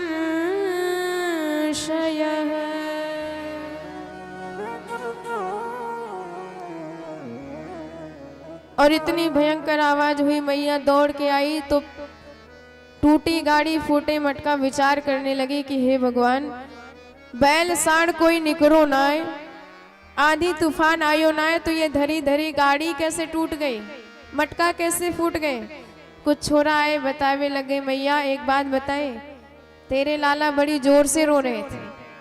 सो हमने विचार किया कि माँ के पास दे आवे, पर मैया विचार ही कर रहे थे और विचार करते ही लाला ने ऐसी जोरदार लात चलाई कि मैया सबरी गाड़ी आकाश में उड़ाए दे। अब मैया को विश्वास नहीं हुआ, डांटने लगे दारी के सुबह सुबह तुम सब भांग खाए के तो ना निकले, बुद्धि खराब है गई, कल को पैदा हुआ छोरा और एक लात में पूरी गाड़ी आकाश में उड़ाई दी। अब बेचारे कसम खाए खाए के हैरान, पर मैया ने काऊ की बात पे विश्वास नहीं किया। अब एक बार की बात, हमारे कन्हैया को मैया उछाल उछाल के खिला रही थी और जब उछालना बंद कर दे तो लाला रोने लग जाए। मैया के हाथन में दर्द है गई कि कब तक या को उछालूं। सो गोदी में बिठा के स्तन पान करावे लग गई और स्तन पान करते करते कन्हैया ने देखा कि कंस का भेजा हुआ एक तृणावर्त नाम का दैत्य आया। अब कन्हैया बड़े प्रसन्न हुए। मैया तो ज्यादा उछाल नहीं पाई, सो मामा जी ने उड़न खटोले की व्यवस्था कर दी अब मैया हमें नैक गोदी से उतार दे तो हम जाए के पूरे ब्रजमंडल को दर्शन कर जावे, पर मैया तो उतार ही नहीं रही। सो कन्हैया ने अपने शरीर का वजन बढ़ाना प्रारंभ किया। इतने भारी भरकम है गए प्रभु की मैया हैरान हो गई कि अभी तो मेरा फूल जैसा हल्का फुल्का छोरा था, इतना भारी भरकम कैसे हो गया। बुद्धि भ्रमित हो गई, लगता है घंटा भर से आपको बिठा के दूध पिला रही हूँ, सो ज्यादा दूध पी लिया तो ज्यादा भारी भरकम है गया। नीचे उतार दिया, लाला ने खेल कूद के हजम कर ले, जब हल्का फुल्का है जाएगा तो ये गोद ले लूंगी। गरिमाणम शिशो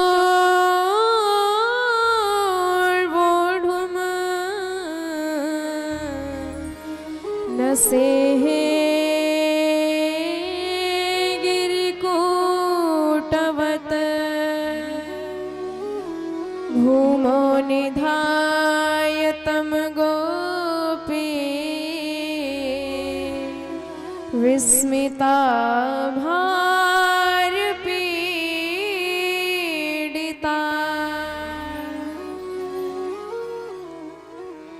और मैया तो भीतर चली गई काम धाम करने, और इधर तृणावर्त आया, प्रभु को कंधे पे बिठाया और उड़ा चला गया। और उसके कंधे पर विराजमान सरकार सबरे गली सबरे मोहल्ला एक एक देख रहे। और पक्का चोर कौन? जो गली गली का ज्ञान रखता हो। भगवान पहचान गए, ये प्रेम गली, ये छिपी गली, ये ललिता को घर, ये विशाखा को घर, ये मधुमंगल, ये श्रीदामा को घर। और जब सबरे गली मोहल्ले निहार लिए और जैसे मथुरा की तरफ बढ़ने लगा, तो सरकार ने अपने शरीर का वजन पुनः बढ़ाया। अब तृणावर्त को भ्रम हो गया, कहीं हमने नंद के आंगन से कोई काला पत्थर तो नहीं उठा लिया। भगवान को हंसी आ गई कि सारा जगत पत्थर में भी मेरा दर्शन करता है, मेरे भक्त पत्थर से भी हमें प्रकट करके दिखा देते हैं, और आज ये दुष्ट मुझ में भी पत्थर देख रहा है, तो चलो इसकी खोपड़ी पत्थर से ही तोड़ते हैं। भगवान ने गर्दन दबाई, प्राण पखेरु उड़ गए और सीधे आके धम्म से पत्थर पर गिरा और वही चकनाचूर हो गया। बोल भक्त वत्सल भगवान की जय हो। तमंतरिक्षात् पतितम शिलाया निशीर्ण सर्वा वयवम करालम। और इस प्रकार भगवान ने तृणावर्त का भी उद्धार किया और धीरे धीरे 1 साल की हो गए। और दिन गिनते गिनते वसुदेव जी को लगा कि आज मेरा छोरा 1 वर्ष का हो गया होगा, पर नंद बाबा ने न जाने वाको का नाम रखा होगा। सो गर्गाचार्य जी को भेज दिया कि महाराज आप नंद भवन जाओ और मेरे छोरा का नामकरण करके आओ। गर्गाचार्य जी आए, नंद बाबा जी ने चरणों में प्रणाम किया और बैठ गए। महाराज ये बताओ, जब से हमारे छोरा गए हैं तब से काऊ ना काऊ आफत विपत्ति या के ऊपर आती ही जा रही है। नेक ग्रह दशा, विचारों का ग्रह दशा चल रही है। तो गर्गाचार्य जी कहते ठीक है, पहले ये बताओ छोरा का नाम क्या है, पता तो लगे वाकई राशि क्या है, तब तो बताए कौन सा ग्रह भारी चल रहा हो। अब जब ये बात कही नंद बाबा हैरान है कि बोले महाराज का बताए, नाम रखना तो भूल ही गए। गर्गाचार्य जी खूब हंसे, जय हो नंद बाबा आपकी, 1 साल के छोरा हो गए पर वाको नाम ही ना है। नंद बाबा कहते महाराज बड़े सौभाग्य से आप आए हो, तो आप ही नामकरण कर दो। गर्गाचार्य जी कहने लगे हमारा परिचय जानते हो, हम यादवों के कुलाचार्य हैं, और यदि हम तुम्हारे छोरा का नाम रख देंगे तो कंस को अवश्य संदेह होगा कि हमने क्यों इनका नाम रखा। हो सकता है ये वसुदेव का ही छोरा है, सो तुम्हारे लाला पर संकट आ जाएगा। नंद बाबा ने कहा या की चिंता आप करो, एकदम मत करो, एकदम चुपचाप नाम रखवाएंगे, आप तो गौशाला में जाके विराजमान है जाओ। यादूनाम हमाचार्यम ख्यातश्च भुवि सर्वतः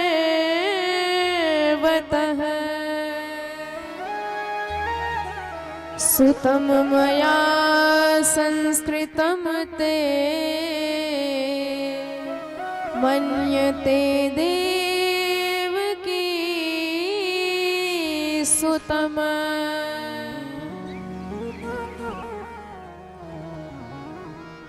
और यशोदा मैया रोहिणी मैया अपने अपने लाला को लेके तैयार हो गई कि नामकरण करवावे जाएंगे।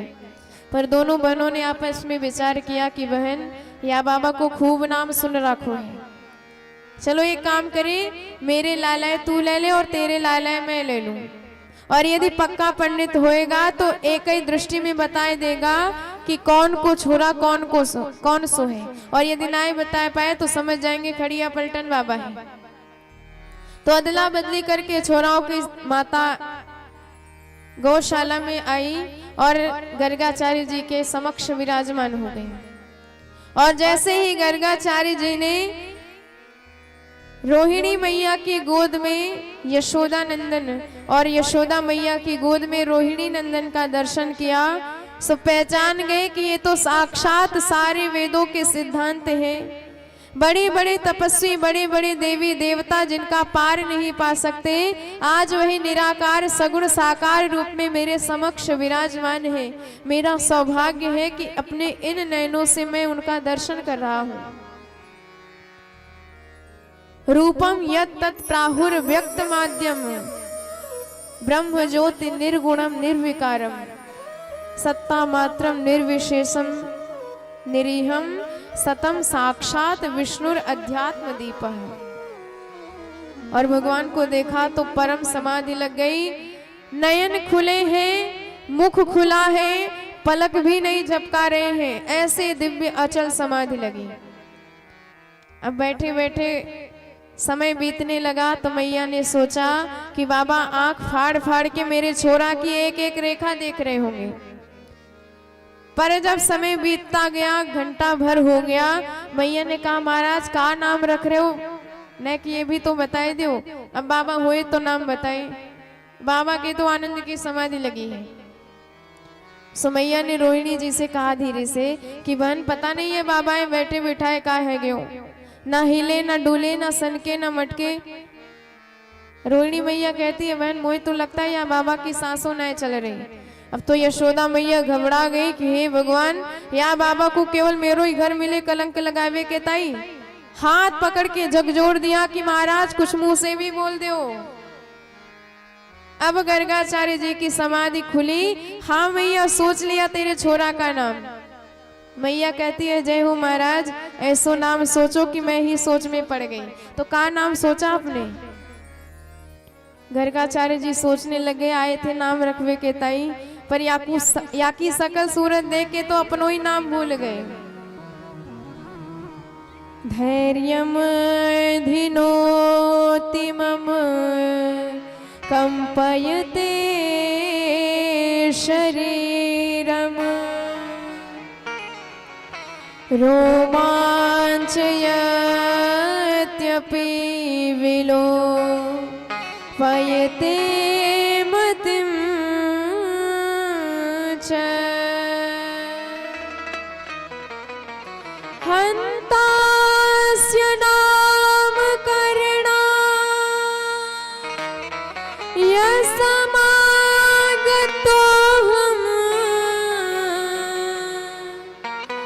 अलोपितम् पुनरने न ममैव नाम।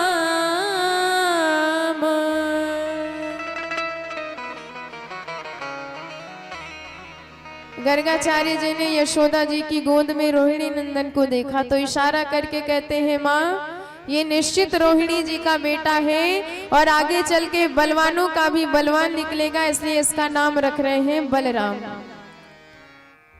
अयम हि रोहिणी पुत्रो बलाधिक्यात् बलम विदुः।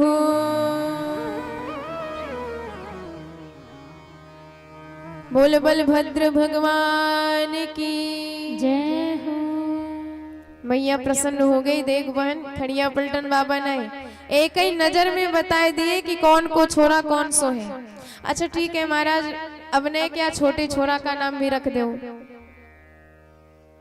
अब गर्गाचार्य जी कहते हैं कि बस माया के नाम की तो आप बात ही मत पूछो। अरे इनके नाम अनेक अनूपा, एक नाम हो तो बताऊं, हजारों नाम भरे पड़े हैं। मैया कहती महाराज मुझे हजारों नाम की कोई आवश्यकता नहीं, एक पक्को सो बढ़िया सा चोखो सा नाम बताए दो। तो गर्गाचार्य जी कहते हैं माँ हर युग में इनका जन्म होता है और हर युग में अलग अलग रंग होता है, पर इस युग में एकदम काला है, कृष्ण वर्ण का है, इसलिए नाम भी रख रहे हैं कृष्ण। बहुनि संत नामानि रूपाणि च सुतस्य ते गुणकर्मानुरूपाणि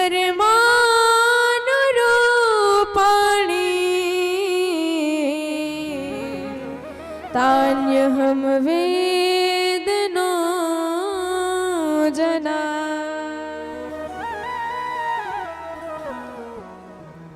बोलो कृष्ण भगवान की जय हो। और गर्गाचार्य जी कहते हैं किसी युग में किसी जन्म में ये वसुदेव जी का भी बेटा हुआ होगा, इसलिए दूसरा नाम रखते हैं वासुदेव।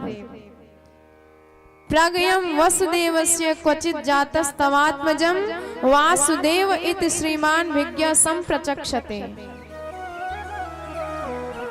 और अब माँ कहती है कि महाराज का मतलब हो या कृष्ण नाम को, ये कृष्ण कहने में तो मेरी पूरी जीवन पलटा खाया जाए। तो हमारे गर्गाचार्य जी कहते हैं माँ कृष्ण का अर्थ है जो बरबस जीव के विषयी मन को अपनी ओर खींच ले हठात। राम जी जब आए थे तो बड़े सीधे साधे सरल सच्चे थे, तो प्रायः कई लोग उनसे बच गए थे। भगवान नजर उठाते नहीं थे, इसलिए उनके नजरों की कटार से कई लोग बच गए थे। पर भाई जब घी सीधी उंगली से ना निकले तो उंगली टेढ़ी करनी पड़ती है। हमारे सरकार अब एकदम टेढ़े मेढ़े बन के आए हैं, चाहे जिधर से देखो टेढ़े ही दिखेंगे। मुकुट भी टेढ़ा, नयन भी टेढ़ा, गर्दन भी टेढ़ी, कंधे भी टेढ़े, हाथ भी टेढ़ा किए हैं, कमर भी टेढ़ा किए हैं, पैर भी टेढ़ा किए हैं, स्वभाव भी इनका टेढ़ा ही है। और एक बार तिरछी नजर किसी पर चला दी तो तलवार से यदि चोट कर दिया जाए, तलवार खींचोगे तो हो सकता है औषधि के बल पे वह घाव ठीक हो जाए, पर एक बार कटार किसी के हृदय में चुभो दो और जब वह कटार आप खींचेंगे तो कटार तिरछी होती है, तो वह कटार खींचेंगे तो पूरे हृदय को विदीर्ण करती हुई चीरती हुई निकलेगी। फिर किसी भी औषधि में दम नहीं है, ताकत नहीं है कि उस घाव को भर सके। सो एक बार जो हमारे सरकार के बांके बिहारी प्रभु की कटार तिरछी चितवन से घायल हुए तो जन्म में बच नहीं सकते हैं। किसी भी उपाय से उनका मन दुनिया में नहीं लग सकता है, हमेशा हमेशा के लिए भगवान के दीवाने हो जाते हैं। ऐसे हैं हमारे प्यारे कृष्ण भगवान। अब मैया ने कहा महाराज कुछ भविष्य के बारे में बताओ, आगे चल के क्या निकलेंगे, कैसे होंगे। तो पहले तो गर्गाचार्य जी कहते हैं मैया ये साक्षात भगवान ही आपके घर में आए हैं। तस्मात नंदात्म जोयम ते नारायण, इतना ही कहा था कि भगवान ने इशारा किया कि अब मत बताओ। और यदि आपने इन्हें बता दिया कि हम साक्षात भगवान हैं तो आपको पता है भगवान की पूजा कैसी होती है। अलमारी में बिठा दिया, 2-4 समय चीनी का भोग लगा दिया, अगरबत्ती घुमा दी, हो गई पूजा भगवान की। और पता चला मंदिर में जाएंगे तो मंदिर से ज्यादा तो जूते का ध्यान, भगवान से ज्यादा तो जूते पे ध्यान रहेगा। भगवान की तरफ हाथ जोड़ के प्रार्थना करेंगे त्वमेव माता, पुनः जूते की तरफ देखेंगे च पिता त्वमेव, फिर भगवान की तरफ त्वमेव बंधु, फिर से जूता च सखा त्वमेव, ऐसी पूजा। भगवान कहते हैं कि बेटा बन के आए हैं, मैया सबसे ज्यादा ध्यान हम ही पे देती है, तो इसमें ज्यादा आनंद है। भगवान बन के आनंद लेके हम देख चुके हैं। सो भाई आप रहने दीजिए, जैसे हैं वैसे ठीक हैं। तो बात बदल देते हैं गर्गाचार्य जी, कहते हैं तस्मात् नंदात्म जोयम ते नारायण समूह गुण। महाराज आपका बेटा साक्षात नारायण जैसे गुण वाला है। भगवान के जैसा है एकदम। और माँ ने कहा भविष्य में क्या बनेंगे, तो गर्गाचार्य जी कहते हैं नंबर 1 के चोर बनेंगे। माँ घबराई, कहती है दक्षिणा कम हो तो 2-4 और ले जाओ, पर ऐसी उल्टी सीधी बातें मत बताया करो। पर गर्गाचार्य जी कहते हैं कि माँ ये तो जीव के जन्म जन्मांतर के पाप को चुराने वाला होगा।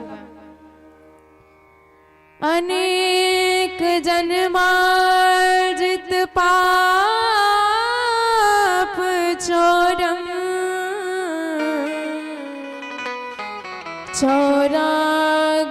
चौराग्रगणयं पुरुषम नमामि।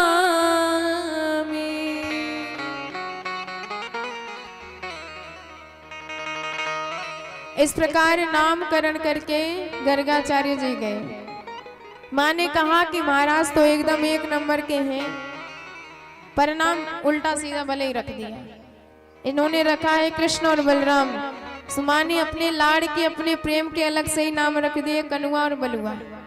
और पूरे ब्रज में इन्हीं नामों से सरकार प्रसिद्ध हो गए। तो ये नामकरण हमारे इस सनातन धर्म का सबसे सुंदर संस्कार माना जाता है। कलयुग में उद्धार का एक ही आधार है और वह भी नाम। और हम इतने पापी हो चुके हैं कि वह साधन भी हम नहीं करना चाहते। भगवान का नाम लेने के लिए भी हमारे पास जरा सा समय नहीं है। सो संतों ने ऐसे नामकरण जैसे संस्कार बनाए हैं। कम से कम नाम रखोगे भगवान के नाम पर तो अनायास बरबस नाम लोगे तो उद्धार हो ही जाएगा। और नाम चाहे जिस भाव से लो, नाम तो उद्धार करके ही छोड़ता है। पर आजकल यूनिक नाम के चक्कर में, फैशन के चक्कर में न जाने कैसे कैसे उल्टे सीधे नाम रख देते हैं, 2-2 शब्दों के जिसका कोई अर्थ भी नहीं निकलता है। चिंटू, पिंटू, सिंटू, टूटी फूटी, स्वीटी, न जाने कैसे कैसे नाम। अब बताइए, कोई छोटी सी लड़की है, आपने उसका नाम गुड़िया रख दिया, और वही गुड़िया जब हो जाए बुढ़िया, मुंह में एक भी दांत ना रहे, और जब उस गुड़िया को आप गुड़िया कहोगे तो कितना सुंदर लगेगा। तो नाम भी ऐसा रखिए जो शोभायमान भी हो और लेने वाले का उद्धार भी कर डाले। बोल भक्त वत्सल भगवान की जय हो। अब हमारी सरकार घुटनों के बल चलने लगे और चलते चलते सीधे गौशाला में पहुंच जाते हैं। और जब वहां गोबर तमाम देखते हैं तो भगवान गोबर उठा करके अपने शरीर में मालिश करने लग जाते हैं। कहते हैं जब भी अलाए बलाए आए तो मैया गोबर में ही स्नान करवाती है। सो आज अपने मन से ही लपेट लेते हैं। और मैया जब गोबर से सने गोबर गणेश बने कन्हैया को देखती, कान पकड़ के खूब नाट लगाती कि क्यों रे कनुआ, पिछले जन्म में सुअर था, जब देखो तब गोबर में ही डोलता रहता है। पंकाभिषिक्तम सर्वा वयवम विलोक्य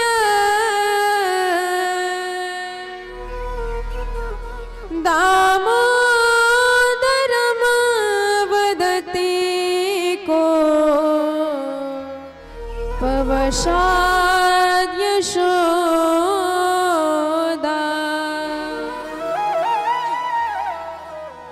त्वं सुकरोसि गत जन्मनि पूतना रे।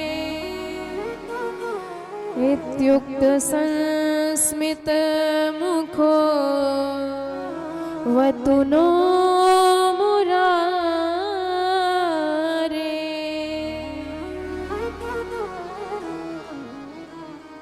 और हम प्रायः अपने शरीर को क्रीम पाउडर से सजाते हैं, पर हमारी सरकार यदि शरीर में गोबर ही लगा ले, धूल ही लगा ले, तो वही गोबर वही धूल सरकार के शरीर में श्री राग की तरह, अंग राग की तरह परम शोभायमान हो जाता है, सुंदरता का वर्धक हो जाता है।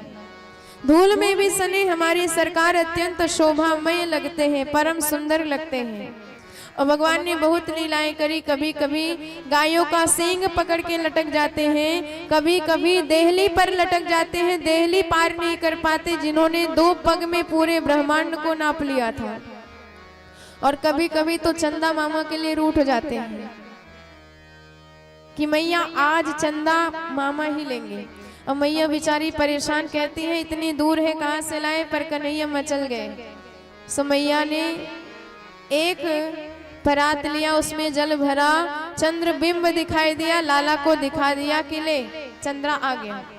हमारे कन्हैया 1.5 हाथ और आ गए। भगवान ने जल में हाथ मार दिया और पूरे जल में हलचल मच गई। भगवान ने कहा ये तो नकली है, मुझे असली वाला चाहिए।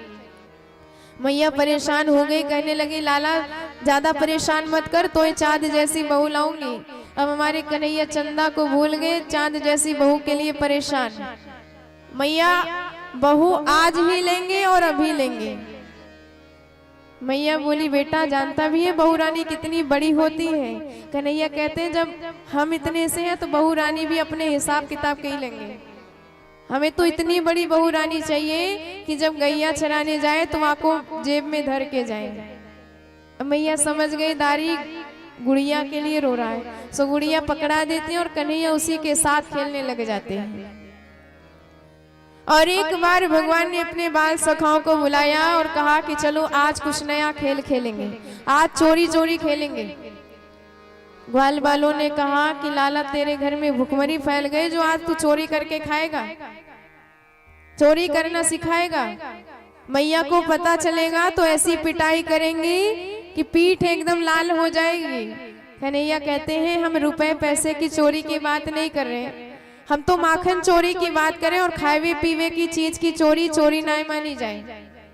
हमारे घर में तो कोई कमी ना है, पर श्रीदामा को देखो 1.5 हड्डी का दुबला पतला। जब यहाँ से पूछो का मामला है तो एक ही बात कहे कि कान्हा घर में तो कोई कमी ना है, पर मैया सबरो माखन ले जाए के मथुरा बेच आवे और बेचवे के बाद जो बच जाए सो हम खावे। सो भाई बात तो गलत है। अरे गौ को सेवा करें हम ब्रज के ग्वाला और गौ रस का आनंद ले वो मथुरा के वाला, इसका तो विरोध किया जाएगा। सबने कहा लाला बात में तो तेरे दम है, बोल काऊ के यहाँ चोरी करी जाए। कन्हैया ने कहा काऊ की यहाँ की बात बाद में सोचेंगे, पहले अपने अपने घर में अभ्यास कर लो, यदि सफल भयो तो दूसरे के यहाँ की सोचेंगे। और दूसरे दिन फिर मीटिंग बैठी। अब सबने अपनी अपनी बताई, लाला मुंह पे ये बीती, मुंह पे ये बीती, जन्म कर्म में पहली बार चोरी करी। मैया ने ऐसी पिटाई करी कि छठी को दूध याद आ गया। हमने तो कान पकड़ ली, अब खाई सो खाई, आगे खाई तो राम दुहाई। कन्हैया बोले जा दारी के पहली बार चोरी करने गए हो, पिट के आएगी और नाक कटा दी हमारी। ग्वाल बाल कहने लगे अरे अपने बाप दादा ने चोरी करना ना सिखायो, हमारे खून में चोरी करना थोड़ी लिखा है। तो कन्हैया ने कहा तो आज से हम प्रशिक्षण चालू करेंगे। भगवान ने एक मंडली का निर्माण किया, बाल गोपाल चौर विद्या प्रचार मंडल। और देखते देखते अनेकानेक सदस्य उस मंडली में जुड़ते गए और घर घर माखन चोरी लीला होने लगी। अब तो जब भी गोपियों के मन में इच्छा प्रकट होती भगवान के दर्शनों की, तो सीधे चोरी का उलाहना लिए यशोदा मैया के समक्ष चली आती है। और कैसे शिकायत करती हैं आइए हम सब श्रवण करते हैं बड़े भाव से। बोल माखन चोर भगवान की जय हो। नंद रानी कन्हैया जबर भयो रे, नंद रानी कन्हैया जबर भयो रे, मेरी मटकी उलट के पलट गयो रे, मेरी मटकी उलट के पलट गयो रे, मेरी मटकी उलट के पलट गयो रे। नंद रानी कन्हैया जबर भयो रे, नंद रानी कन्हैया जबर भयो रे, मेरी मटकी उलट के पलट गयो। मटकी उलट के पलट गयो रे, मेरी मटकी उलट के पलट गयो रे। बोले माखन चोर भगवान की जय हो।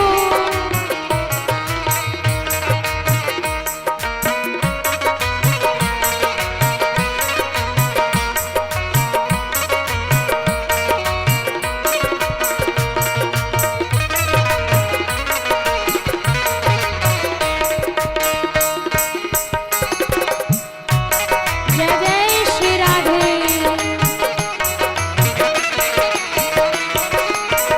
घट पे आके करे जोरा जोरी,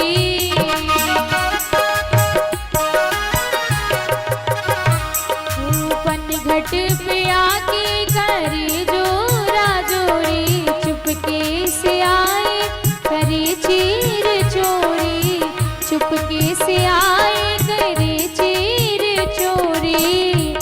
मैया हल्ला मचो तो सटक गयो रे, मैया हल्ला मचो तो सटक गयो रे, मेरी मटकी उलट के पलट गयो रे, मेरी मटकी उलट के पलट गयो रे। नंद रानी कन्हैया जबर भयो रे, नंद रानी कन्हैया जबर भयो रे, मेरी मटकी उलट के पलट गयो रे, मेरी मटकी उलट के पलट गयो रे।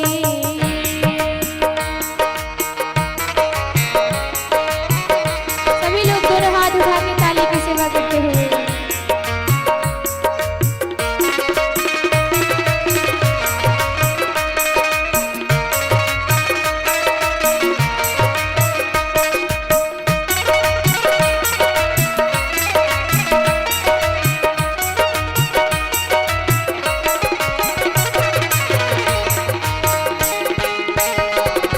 बोले वृंदावन बिहारी लाल की जय हो। मुस्कान इसकी लगे प्यारी प्यारी, मुस्कान इसकी लगे प्यारी प्यारी, दीवानी हुई इसकी सारी ब्रज नारी, मुस्कान इसकी लगी प्यारी प्यारी, दीवानी हुई इसकी सारी ब्रज नारी। एक बंशी पे हीरो अटक गयो रे, एक बंशी पे हीरो अटक गयो रे, मेरी मटकी उलट के पलट गयो रे, मेरी मटकी उलट के पलट गयो रे। नंद रानी कन्हैया जबर भयो रे, नंद रानी कन्हैया जबर भयो रे, मेरी मटकी उलट के पलट गयो रे, मेरी मटकी उलट के पलट गयो रे।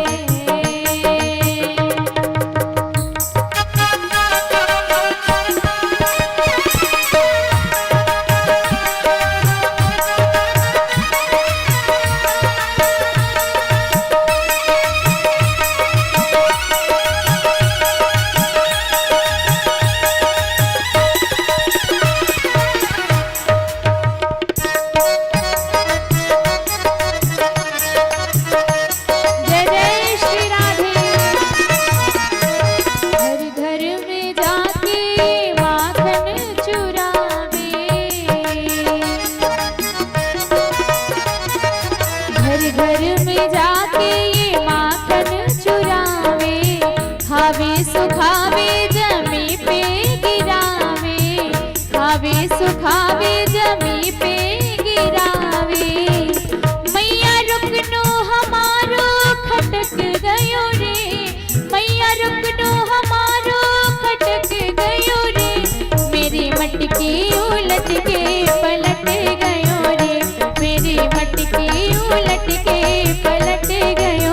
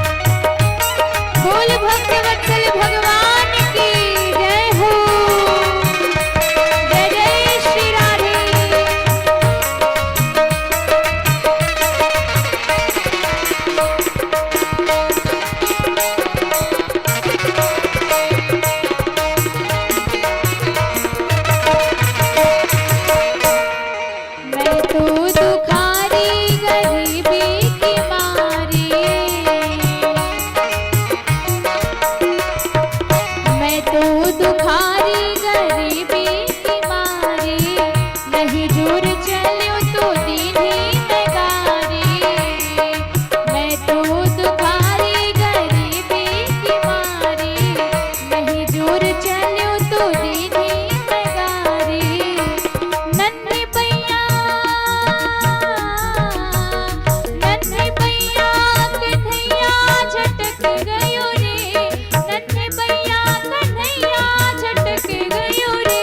मेरी मटकी उलट के पलट गयो रे, मेरी मटकी उलट के पलट गयो रे, मेरी मटकी उलट के पलट गयो रे। नंद रानी कन्हैया जबर भयो रे, नंद रानी कन्हैया जबर भयो रे। मेरी मटकी उलट के पलट गयो रे, मेरी मटकी उलट के पलट गयो रे, मेरी मटकी उलट के पलट गयो रे, मेरी मटकी उलट के पलट गयो रे, मेरी मटकी उलट के पलट गयो रे, मेरी मटकी उलट के पलट गयो रे, मेरी मटकी उलट के पलट गयो रे। बोले भक्त वत्सल भगवान की जय हो। और यही बात हमारे सुखदेव जी भी वर्णन करते हैं। गोपियां आती है मैया से शिकायत करती हैं, क्या? वत्सान मुंचन क्वचित समय, क्रोश संजात हास, स्तेयम सात्वत्यथ दधिपय, कल्पितैस्तेययोगे, मरकान्भोक्षण विभजति सा, चेन्नाति भाण्डमभिनति।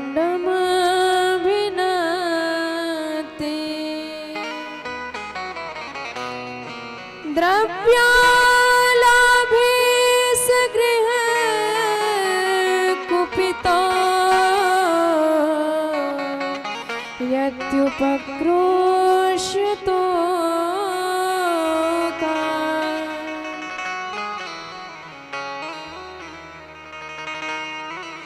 गोपियां माँ से शिकायत करती हैं कि यशोदा, ये तेरे लाला आते हैं और हमारे बछड़ों को जब भी मन करता है खोल के भग जाते हैं। मैया कहती है या की आदत है, तू गैया धोने जा रही होगी सो इसने बछड़ा खोल दिया। ना मैया, गैया धोने का समय ना हो तब, चाहे जब मन कहे। और एक दिना तुम्हें गैया धोए जा रही थी, सो हमने लाला से विनती करी, लाला ने एक बछड़े खोल दो। तो लाला कहते हैं कि तैने का मोए अपने घर को नौकर समझ रखो है, तेरे हाथ काम न करे। सो मैया जब मैंने विनती करी तो मुझे तमाम बातें सुनाई दी और अपने मन से चाहे जब खोल के भग जाए। एक गोपी बोली, मैया या की छोड़ हमारी सुन, ये तेरे लाला मेरे घर में आते हैं और सबरे माखन चुराए करके खाए जाते हैं। और मैया एक दिना घर में घुसे तो हमने बड़े प्रेम से परोस करके सामने धर दिया माखन कि लाला खाए लो। तो लाला कहते हैं, का तूने मुझे भिकमंगा समझ रखो है? अरे मेरे बाप के यहाँ 9 लाख गैया है, तो जरूरत होए तो मेरे घर में आए के मेरे खाए जाइयो, मैं काऊ के घर में मांग के ना खाऊं। सो मैया हमने कही, लाला जब तू इतने बड़े बाप के छोरा है तो फिर घर घर चोरी क्यों करता है? तो कहते हैं कि चोरी के माल में स्वादे कछु और है। मैया ने कहा तो ऊंचे लटकाए दिया करो। गोपियां कहती है, मैया खूब ऊंचे लटकाए के देख लिया, और ये तेरे छोरा अकेले थोड़ी आते, पूरी मंडली के साथ आते हैं। और जो हट्टे कट्टे छोरा होते हैं वहाँ को घोड़ा बनाए, वहाँ के ऊपर दूसरों खड़े करे, वहाँ के ऊपर तीसरों खड़ो करे और सबके ऊपर जाए कि ये अध्यक्ष महोदय खड़े है जाए। सोई माखन के मटका या के हाथ में आ जाए, खुद खाए ग्वालन को खवाए। और एक दिन एक गोपी ने तो घंटी बांध दी कि जब लाला मटकी पकड़ेंगे, घंटी बजेगी, सो ये भी पकड़े जाएंगे और रंगे हाथों यशोदा मैया के समक्ष प्रस्तुत करूंगी आपको। और लाला ने जैसे ही मटकी में बंधी हुई घंटी देखी, सो उस घंटी के साथ ही प्रभु समझौता कर लिए, देख घंटी, जब तक हम ना खा ले, जब तक हमारे ग्वाल बाल ना खा ले, तब तक तू बजना मत। घंटी मान गई। अब भगवान ने ग्वालों को एक एक करके सबको भरपेट माखन खिलाया। और जब सरकार ने सोचा कि अब हम भी भोग लगाएं, और प्रभु जैसे ही भोग लगाने को हुए कि घंटी बज गई टन टन टन, सबरे ग्वाल वाल के कान खड़े है गए, सबके सब 9 2 11 है। और हमारे कन्हैया मटके पकड़े लटके वहीं पर विराजमान है। और ज्यों गोपी ने देखा तो पकड़ लिया भगवान को। भगवान को गुस्सा आई, क्यों रही घंटी, जब हम खाने लगे तभी तू क्यों बजी। घंटी कहती, सरकार जब आपका भोग लग रहा हो और जगन्नाथ का भोग लग रहा हो तब भी घंटी ना बजे, तब कब बजेगी घंटी। गोपी ने हाथ पकड़ लिया, घसीटती हुई आगे बढ़ी, चल तो इन यशोदा के सामने ले जाके रंगे हाथों दिखाऊंगी। अब कन्हैया ने सोची मैया जान लेंगी तो खूब पिटाई करेंगे। और सामने से वहां गोपी के पति आ रहे थे। भगवान ने भ्रिकुटी हिला के बुलाया, इधर आओ। और जैसे उसके पतिदेव आए तो भगवान ने कहा कि देख तेरी गोपी मेरे साथ जा रही है, यहाँ पे जरा कछु कंट्रोल करो, ना ही तो काऊ दिना हमारे साथ ही भग जाएगी। तो बेचारे बड़े घबराए, महाराज कछु व्यवस्था करो। भगवान ने कहा चिंता मत करो, तेरी नैया मेरे कंधे पे सवार है, अब तो पार लगा के ही दम लेंगे। भगवान ने कहा बस पीछे खड़े रहो, हम इंतजाम करते हैं। प्रभु ने कहा कि गोपी मेरी नरम कलैया है, नेक छोड़ दे, बाद में फिर पकड़ लीजो। और बड़ी सफाई से भगवान ने अपनी कलाई छुड़ाई, वाकई पतिदेव की कलाई गोपी के हाथ में पकड़ाई और खुद दौड़ लगाई पीछे से।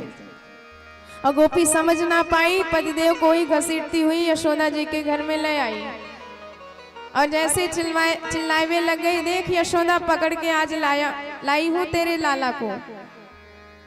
मैया खूब मुस्कुराए, नेक पीछे देख तो सही कौन है। गोपी ने पीछे मुड़ के देखा, पतिदेव को देख के बेचारी शर्मा गई, कुछ बोल ना पाई।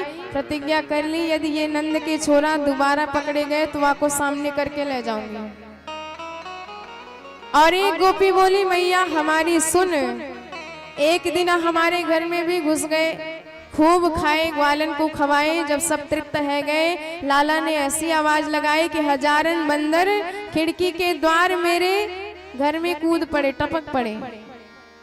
अब सबरे बंदर भी खाए खाए के जब मटका सूंघ सूंघ के भागने लग गए, तब ये नंद के छोरा भी मटका उठाए, नाक सिकोड़ के बोले, हे राम, का जरूरत है ऐसे सड़ो सड़ायो माखन को घर में रखवे की, या माखन को तो बंदरों ना खावे।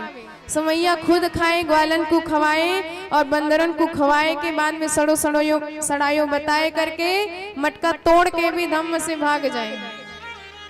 तो बता कहां तक सहन करे तेरे लाल की लीला। एक गोपी बोली, मैया ना मेरे घर में गाय है ना गौरस का कोई काम, और गलती से तेरे छोरा वहां घर में भी घुस गए और घंटा भर है गए, कछु ना मिलो तो बोले कि या घर में तो आग लगा देना चाहिए, ये घर है कि मरघटा।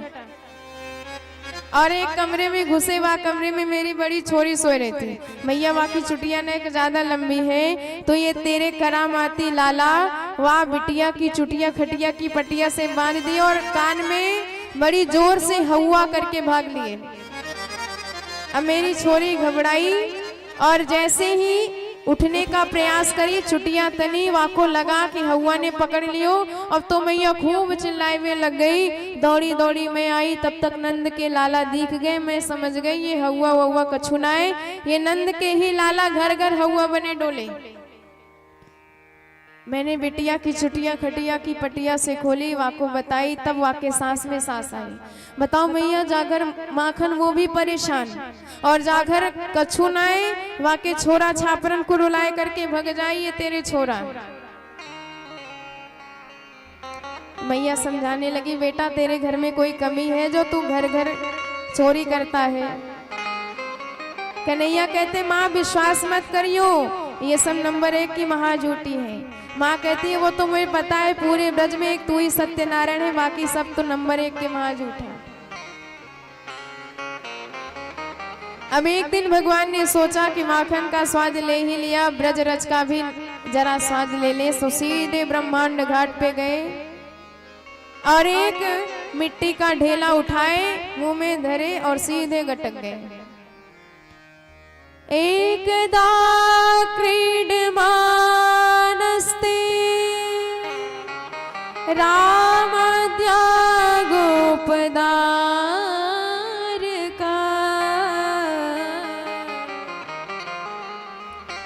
कृष्णो मृदम भक्षितवान्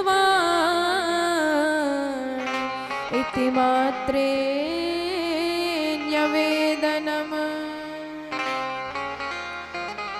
और मैया को जैसे शिकायत मिली कि तेरे लाल ने माटी खाई। अब मैया सोचने लगी कल तक तो माखन खाने की शिकायत आती थी, तो मैंने सोचा खाने पीने की चीज है, ध्यान नहीं दिया। और ध्यान नहीं दिया इसका मतलब ये कि आज इसने मिट्टी भी खा ली और ध्यान नहीं दूंगी तो कल न जाने क्या क्या खाने की शिकायत आएगी। सो मैया लाला का कान पकड़ के डांटने लग गई, सच बोल चटोरे कन्हैया, तूने मिट्टी खाई? कस्मान् हृदम मदान्तात्मन भवान् भक्षितवान् रः वदन्ति तावकायेते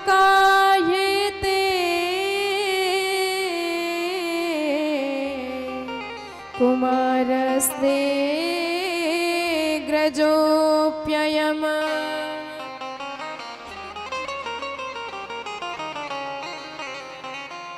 कन्हैया ने कहा मैंने मिट्टी नहीं खाई है, आपको विश्वास नहीं है तो मेरा मुंह खुलवा के देख लीजिए। मैया ने कहा ये बात तूने पूरी ईमानदारी की कही, चल मुंह खोल के दिखा। कन्हैया बार बार कहते हैं ना हम भक्षितवानम सर्वे मिथ्या विशंसिनः यदि सत्य गिरस्तर ही समक्षम पश्य में मुखम। अब प्रभु ने देखा कि मेरे मुंह में मिट्टी, माँ के हाथ में लाठी, और कहीं मिट्टी देखते ही मैया लाठी से पिटाई ना करना प्रारंभ कर दे। सो आज भगवान ने अपने मुख में पूरे ब्रह्मांड का दर्शन करा दिया। प्रभु ने मुख खोला तो माँ ने देखा अनेकानेक लोकालोक, पर्वत, चंद्रमंडल, सूर्यमंडल, तारामंडल, वन, बगीचे, सरोवर, तालाब, नदी, पर्वत। देख देख के मैया हैरान हो गई, डर के मारे नयन बंद कर लिए। किम स्वप्नम एव दुत देव माया किम वामदेयो बत बुद्धिमोह अथो अमुष्यैव मर्मार्भकस्य यः कर्षणोत्पत्तिक आत्मयोगः। मैया परेशान हो गई, कहीं मैं स्वप्न तो नहीं देख रही। भगवान ने कहा कि मैया बुढ़ापे में तेरी आंखें चकाचौंध खाए गई होंगी। अरे मेरे मुख में नदी, पहाड़, पर्वत कहाँ से आ जाएंगे? और मैया ने बार बार आंखें मींज कर देखा कन्हैया को, तब जाके प्रभु के मुखमंडल में कुछ नहीं दिखाई दिया और मैया अब शांत हुई।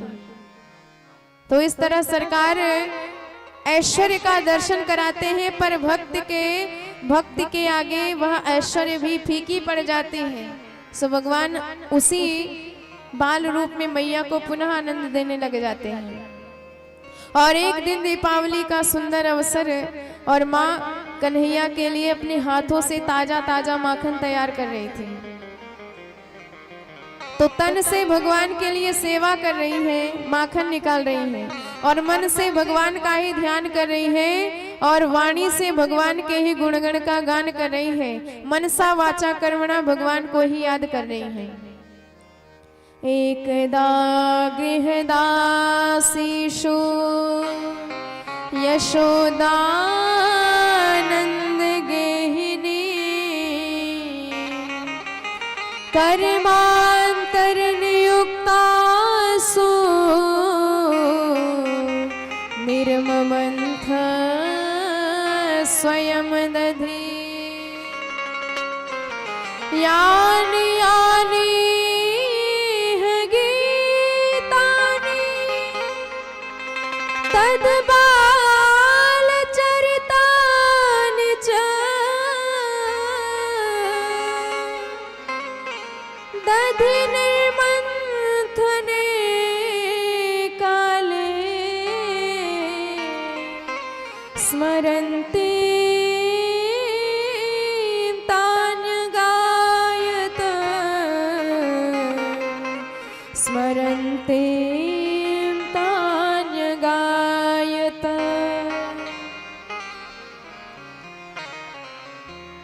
और हमारे कन्हैया सीधे मैया के पास पहुंच गए। रात्रि के वक्त माँ ने लाला की आंखों में काजल लगाया था तो प्रभु आंखें मींजते मींजते आए और पूरा काजल मुखमंडल पे फैल गया। आंखें ऐसी लग रही गोल गोल मानो जगन्नाथ जी हो।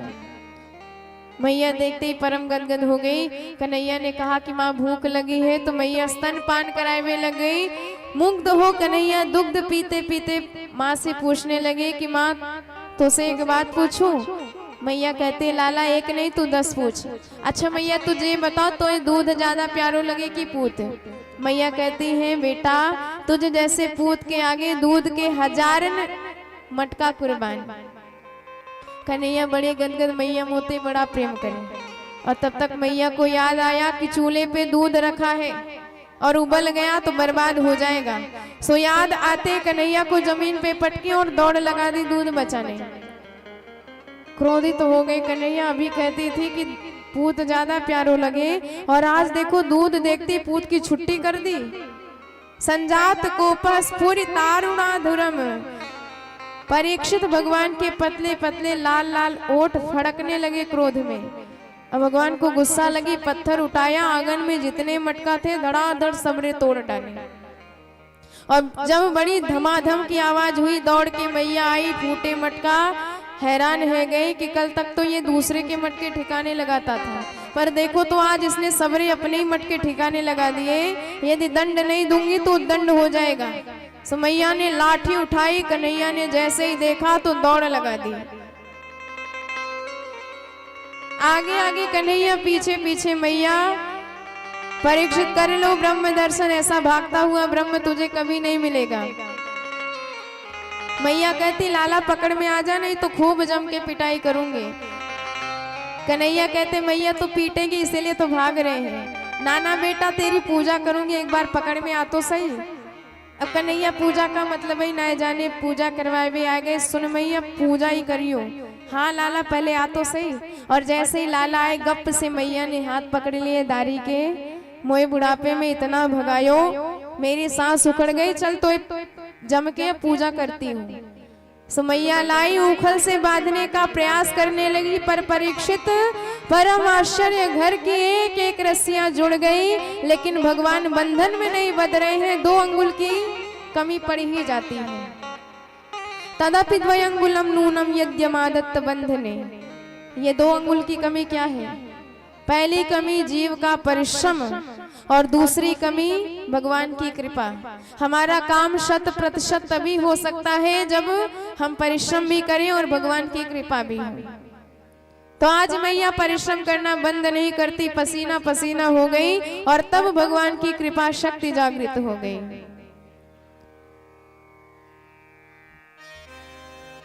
दृष्टवा परिश्रमम कृष्णम कृपया सीत स्वबंधने। अपनी कृपा के बल पे भगवान बंध गए।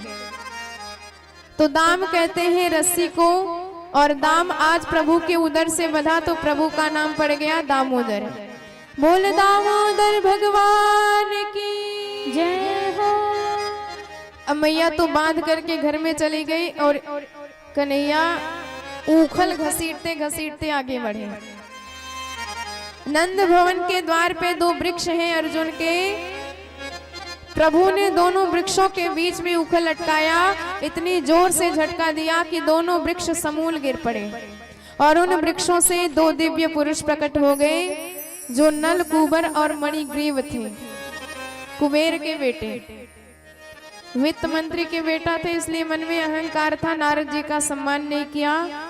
सरोवर में स्नान करते रहे पर नारद जी को देखने के बाद भी प्रणाम नहीं किया। नारद जी ने श्राप दे दिया, संत को देख के भी जड़ बने हो, जाओ श्राप देता हूं, वृक्ष बन जाओगे। बाद में विनती करी तो कहा कि साक्षात भगवान आपका उद्धार करेंगे। सो आज इन्होंने भगवान की स्तुति गाई कि हे सरकार, वाणी जब तक है आपका ही गुणगान करते रहे, नयन आपका ही दर्शन करते रहे, हाथ आपकी सेवा करते रहे। वाणी गुणानुकथये श्रवणो कथाया, हस्तौच कर्म सुमनस्तव पादयोर्नः, स्मृत्या चराचर गुरुम निवास जगत् प्रणामो, दृष्टिः सतां दर्शनेस्तु भवतनूना। और इस तरह स्तुति करके भगवत धाम के अधिकारी हुए। और इधर नंद बाबा आए, कन्हैया को बंधन मुक्त किया और प्रतिज्ञा कर ली चाहे जो हो जाए अब इस वृंदावन में वास कभी नहीं करेंगे। उपनंद जी ने बताया कि हमारे ब्रज प्रदेश में अनेकानेक वन है, निधि वन, ताल वन, काम वन, ऐल वन, वृंदावन, पर सबसे प्यारा सबसे सुंदर हमें वृंदावन लगता है। जिस वृंदावन में तुलसी जी के ही वृक्ष सुशोभित होते हैं, जिस वृंदावन में गोवर्धन नाथ गिरिराज है, जिस वृंदावन में यमुना महारानी प्रवाहित होती हैं, उसी वृंदावन में हम सब वास करेंगे। वृंदावनम गोवर्धनम यमुना पुलिनानि च वीक्षासीदुत्तमा प्रीति राम माधव यो नृपः। वनम वृंदावनम नाम पशव्यम नवकाननम,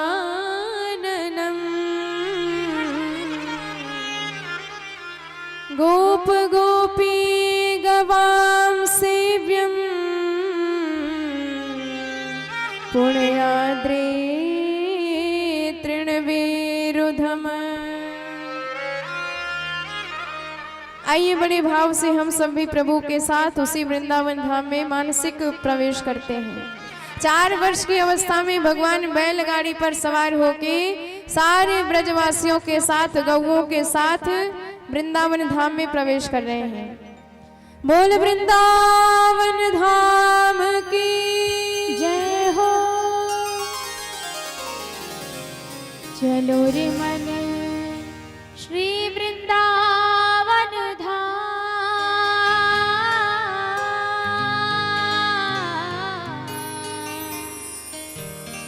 चलो रे मन श्री वृंदावन धाम। रटे जा राधे राधे नाम, जपे जा कृष्ण मुरारी, ओढ़ के कांवल प्यारी। जपे जा कृष्ण मुरारी, ओढ़ के कांवल प्यारी। चलो रे मन श्री वृंदावन धाम,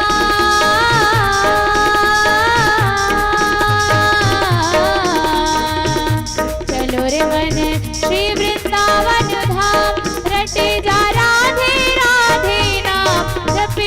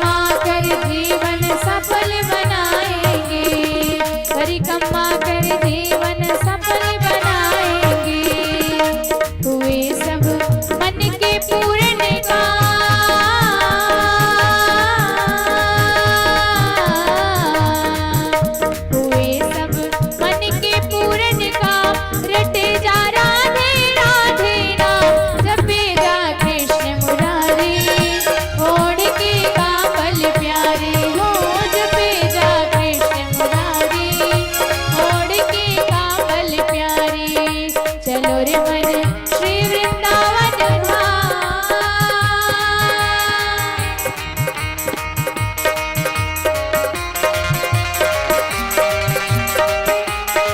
सभी लोग बड़े भाव से ताली की सेवा करते हुए दोनों हाथों से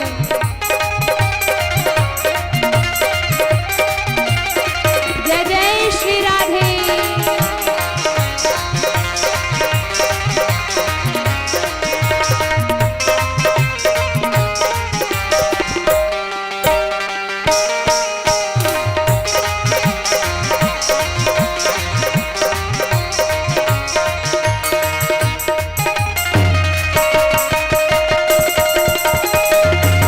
बोल राधा माधव सरकार की जय हो।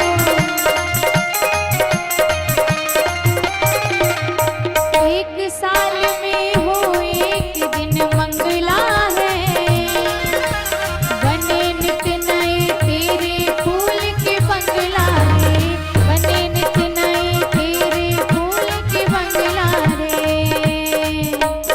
एक साल में हो एक दिन मंगला है बने नित नए तेरे फूल के बंगला रे बने नित नए तेरे फूल के बंगला रे दरस कर पावेंगे विश्राम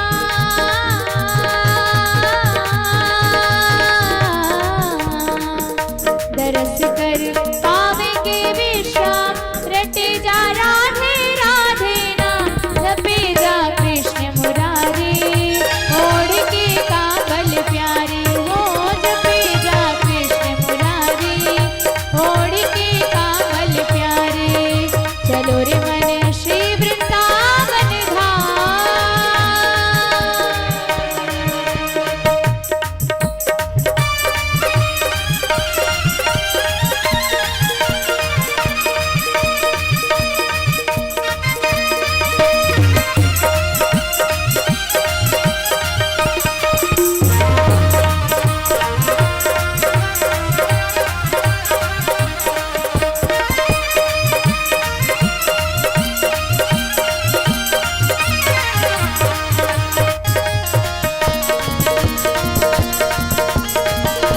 बोल कृष्ण कन्हैया लाल की जय हो।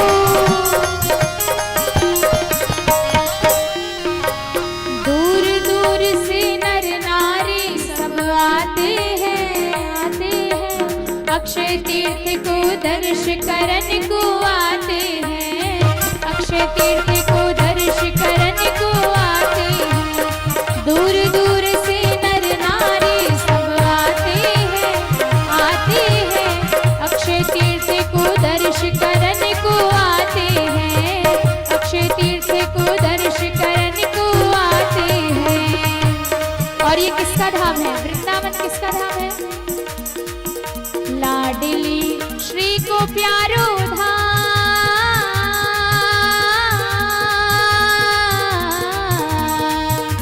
लाडली श्री को प्यारो धाम रटे जा राधे नाम जपे जा कृष्ण मुरारी ओढ़ के कांवल प्यारे हो जपे जा कृष्ण मुरारी ओढ़ के कांवल प्यारे चलो रे मन श्री वृंदावन धाम।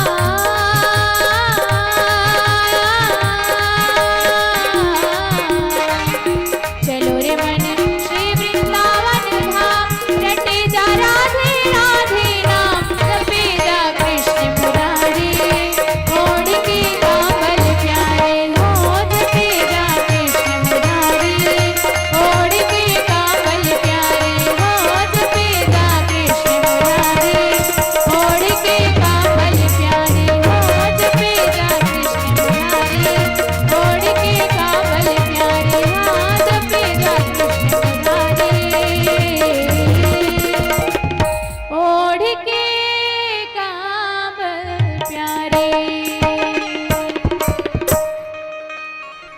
बोले वृंदावन धाम की जय हो।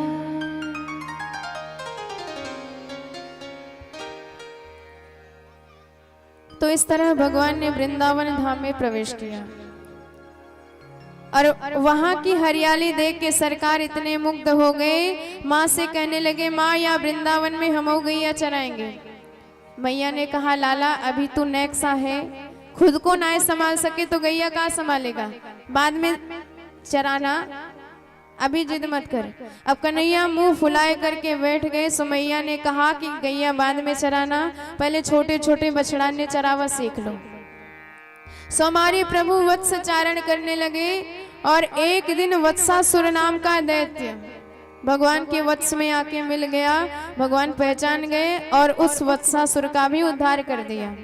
भगवान कहते हैं, वत्स भले ही धर्म का प्रतीक है और हम धर्म की रक्षा करते हैं, पर यदि धर्म के चोले में कोई दुष्ट पुष्ट हो रहा है, आतंकवादी पोषित हो रहा है, तो सबसे बड़ा धर्म है कि उस दुष्ट का नाश कर दें। बकासुर नाम का दैत्य आया, पहचान गया ये काला काला मुरली वाला मेरी बहन को मारने वाला, इसे मैं नहीं छोड़ने वाला। और भगवान को ही पकड़ करके गटक लिया, सीधे पेट में धर लिया। भगवान ने शरीर को इतना गर्म किया, उसे लगा आग का अंगारा निगल लिया हमने। सो भगवान को मुख के द्वार से बाहर निकाल दिया। भगवान ने चोंच पकड़ी, दो भागों में चीर दिया और उसका भी उद्धार कर दिया।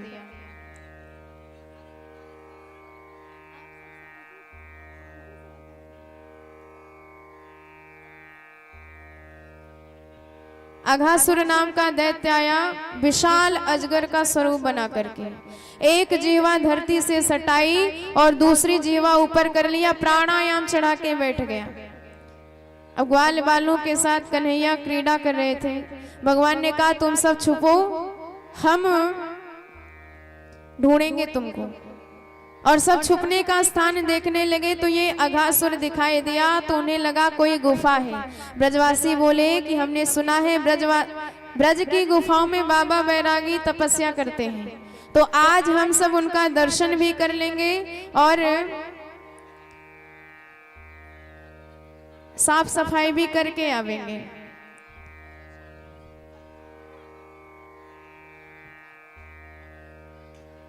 आप सभी कार्यकर्ताओं से निवेदन है, कृपया शांति बनाए रखें और शांति से कथा होने दें। ये सब बाद में भी किया जा सकता है।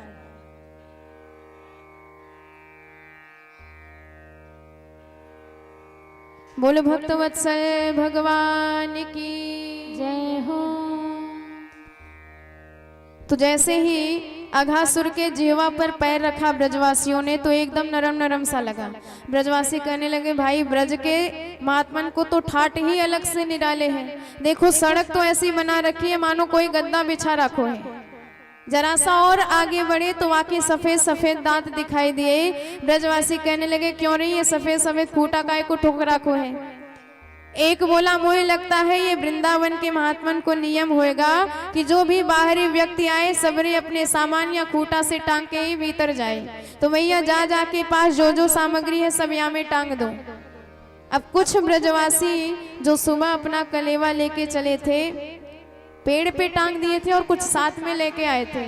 जो लेके आए थे वो टांग दिए और अब अघासुर ने धीरे धीरे अपनी सांस छोड़ी और जब गर्मा गर्म दुर्गंध पूर्ण वायु आई तो नाक सिकोड़ के ब्रजवासी बोले, चौरी ये दुर्गंध कहाते आए रे। एक बोला, मुझे लगता है अब संत तो ध्यान में मस्त रहे, उन्हें तो अपने ही होश न आए और कोई जीव जंतु आए के हड़बड़ाहट में मर गयो होएगो, सो आके मरने से ऐसी दुर्गंध आ रही है। सो हम सब दर्शन भी करेंगे और साफ सफाई भी करे आवेंगे। भगवान दूर से खूब चिल्लाए कि ब्रजवासियों ये अघासुर है, कोई गुफा नहीं है, मत प्रवेश करो। पर ब्रजवासियों ने ध्यान नहीं दिया। और भगवान की तो प्रतिज्ञा है, भले ही मेरा भक्त पाप को पहचान ना पाए और उसमें प्रवेश कर जाए, पर मैं अपने भक्त को पाप का पेट फाड़ करके भी सुरक्षित बचा के लाता हूं। और भगवान भी उसी अघासुर के मुख में प्रवेश कर गए। सक्रदेव प्रपन्नाय तवास्मि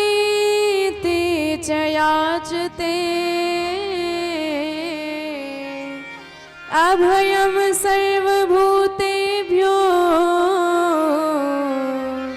ददाम्येतद्व्रतं मम।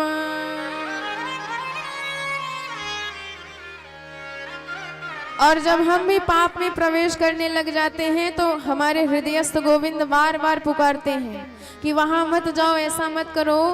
पर जैसे ब्रजवासियों ने नहीं सुना, ऐसे हम भी भगवान की आवाज दबा देते हैं, सुनते नहीं हैं। यह जगत इतना आकर्षक लगता है कि इस जगत के चकाचौंध में भगवान को हम भूल ही जाते हैं। पर धन्य है गोविंद जो अपने भक्तों को नहीं भूलते, हर पाप से बचा करके, हर कष्ट से बचा करके सकुशल अपने भक्त को वापस लाते हैं। भगवान भी प्रवेश कर गए अघासुर के मुख में। अघासुर ने जैसे ही मुख बंद किया, श्वास छिद्र में बैठ के भगवान ने शरीर इतना बढ़ाया कि श्वास अवरुद्ध हो गया, ब्रह्मरंध्र फट गया, अघासुर का भी उद्धार हो गया। अब भगवान स्वयं निकले, सारे ब्रजवासियों को निकाले, अमृत भरी दृष्टि से देखा तो सबके सब पुनर्जीवित हो गए। बोल भक्तवत्सल भगवान की जय हो। ब्रजवासियों ने कहा लाला बड़ी जोर से भूख लगी है, तो सबको लेकर भगवान यमुना जी के तट पे आए और गजब की भगवान की भोजन लीला चल रही है। विभ्रद वेणु जठर पटयो श्रृंग वेत्रम चकक्षे वाम पाणो मसृण कवलो तत्फलानि अंगलेषु स्वर्गे लोके मिषति बुभुजे यज्ञ भुगबाल के तिष्ठन मध्ये स्वपरिसुहृदो हासयन नर्मभिस्वै।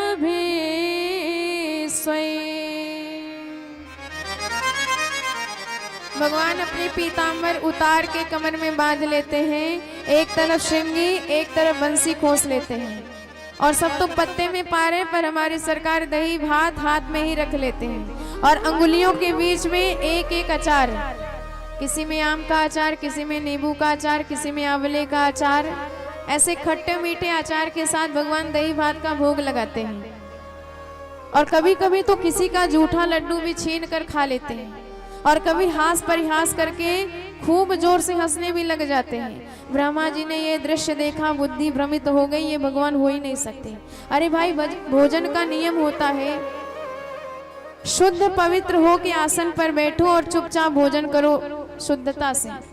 पर आसन का कोई काम ही नहीं, सीधे यमुना जी के बालू पे बैठे हैं, पवित्रता का विचार ही नहीं, खेल कूद के आए और वैसे ही बैठ गए।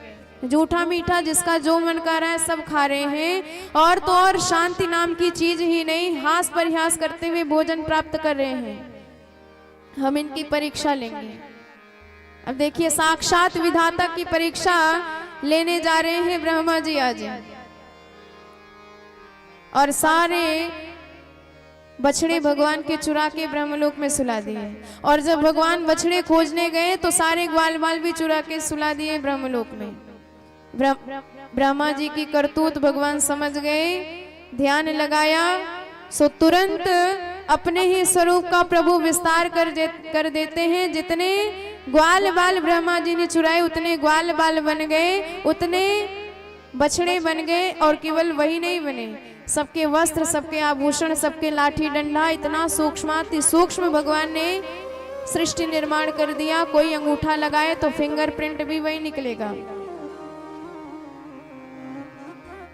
यावद वत्स पवत्स काल्प कवपुर यावत कराग्न्यादिकम यावद दृष्टि विषाण वेणुदल शिग यावद विभूषांबरम यावत शील गुणा विदा कृतवयो यावद विहारादिकम सर्वम विष्णुमयम गिरोंगवद सर्वस्वरूपो बभो। और 1 साल से आ रहे हैं जा रहे हैं, किसी को भनक तक नहीं लगी कि ये नकली बछड़े और नकली हमारे बेटे हैं। ब्रह्मा जी ने जब देखा तो सबके सब धरती पर दिखाई दिए, पहचान गए, समझ गए कि हमने साक्षात विधाता की, साक्षात जगदीश्वर की परीक्षा ली है, परम ब्रह्म की परीक्षा ली है। अरे हमारी क्या औकात, हमारी क्या अधिकार कि हम साक्षात जगदीश्वर की परीक्षा लें। सो ब्रह्मा जी ने सबरे ग्वाल बाल और बछड़े भगवान को वापस कर दिए और 40 श्लोकों में दिव्य भगवान की स्तुति गाई। ब्रह्मा जी कहते हैं कि सरकार आपके चरणों में बारंबार प्रणाम। जैसे एक माँ के गर्भ में बालक रहता है, लात चलाता है, पर जरा बताइए क्या माँ उस बालक के लात चलाने का बुरा मानती है, उसे दंड देती है? ठीक इसी प्रकार मैं ब्रह्मा भी आपके पेट का बालक हूँ, आप अनंत कोटि ब्रह्मांड नायक हो, और मुझसे यदि कुछ गलती हो गई तो अपने पेट का बालक समझकर मेरी गलतियों को क्षमा करिए। नौमीड्यते भ्रवपुसम तडिदम्बराय गुंजावतंस परिपिच्छल सन्मुखाय वन्यस्त्रजे कवलवेत्र विषाण वेणु लक्ष्मीश्रिये मृदुपदे पशुपांग जाय। पर भगवान ने बात तक नहीं करी। सो ब्रह्मा जी 3 परिक्रमा लगाए और अपने धाम में गए। और इधर बलभद्र जी ने धेनुकासुर का वध किया और भगवान ने सोचा कि हमें अब काली नाग का भी निग्रह करना है और मारना हमें काली नाग है और हमारे भैया हैं शेष नाग, कहीं अपनी जाति का पक्ष ना ले ले, इसलिए काली नाग का निग्रह तभी करेंगे जब हमारे भैया नहीं होंगे। सो घर में जाके मैया से कह दिए कि मैया आज दाऊ जी ने बड़े साहस का काम किया है। मैया ने कहा क्या? कन्हैया कहते हैं आज दाऊ जी ने गधा मार दियो। अब तो दाऊ जी क्रोधित हो गए, कन्हैया तो मेरा मजाक बनाता है, आज के बाद तेरे साथ कभी भी खेलने नहीं जाएंगे। सो अकेले ही कन्हैया अपने बाल सखाओं के साथ कालीदह पे आए और भगवान ने क्रीड़ा करते करते जानबूझकर गेंद कालीदह में डाल दिया और श्री दामा नाराज हो गए कि मुझे अपनी गेंद चाहिए। भगवान तुरंत कदम की डाल पर चढ़ गए। श्री दामा ने कहा कि गिर मत जाइयो, प्रभु ने कहा मत घबराइयो। भगवान सीधे कालीदह में कूद पड़े। विलोक्य दूषितः कृष्णाम कृष्णः कृष्णाहीना विभु तस्या विशुद्ध मनविच्छन् सर्वं तमुदवासयते। और जैसे नाग पत्नियों ने भगवान को देखा, हाथ जोड़ के कहने लगी आपका सौभाग्य, अभी हमारी स्वामी सो रहे हैं इसलिए तुरंत यहाँ से जाओ। भगवान ने कहा जगाए दे अपने स्वामी को, हम तो आते ही मिलवे आए हैं। और इतनी जोर से बोले काली नाग की नींद खुल गई। भगवान को देखा तो क्रोध में फुफकार मार बैठा। पूरे कालीदह में ज्वार भाटा आ गया। सारे ब्रजवासी कालीदह पे आके विराजमान हैं और सबके सब रोने और चीखने लगे। भगवान ने कहा ज्यादा लीला करना ठीक नहीं। संभल पाते इससे पहले काली नाग ने अपने बंधनों में भगवान को जकड़ लिया। भगवान ने शरीर बढ़ाया, बंधनों में जैसे शैथिल्यता आई, कूद करके सरकार काली नाग के फण पर विराजमान हो गए। 101 फण है काली नाग के, दूसरा फण बढ़ाता है काटने के लिए, पर भगवान कूद कर उस फण पे विराजमान हो जाते हैं। ऐसे कूद कूद कर काली नाग के फणों पर भगवान ने इतना जोरदार नृत्य किया, आकाश में खड़े सारे देवता देखकर यह दृश्य निहाल हो गए। वाद्य यंत्र बजाने लगे,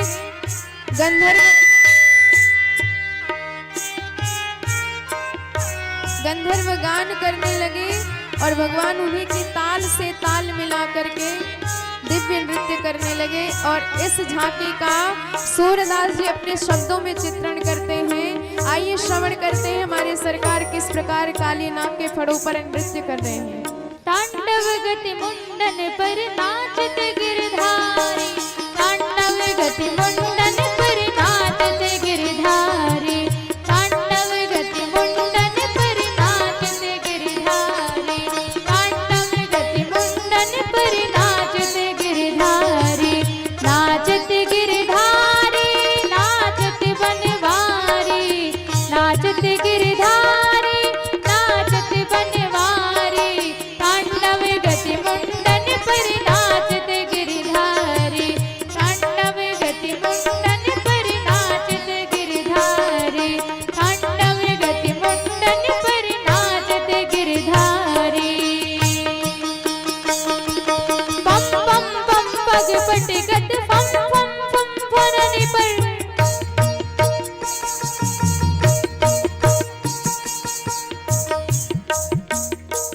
पम पम पम पग पटगत फम फम फम फरनि पर विम विम विम विनति करत नाग वधूहारी तांडव गति मुंडन पर नाचते गिरधारी तांडव गति मुंडन पर नाचते गिरधारी तांडव गति मुंडन पर नाचते गिरधारी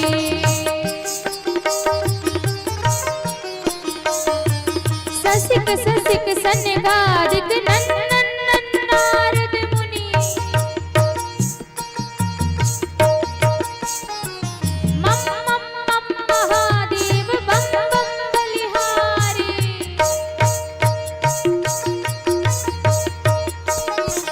तांडव गति मुंडन पर नाचते गिरधारी तांडव गति मुंडन पर नाचते गिरधारी तांडव गति मुंडन पर नाचते गिरधारी विविध विविध विद्याधर दम दम दम देव सकल गंग गंग गंगुनि गंधर्व नाचते देतारी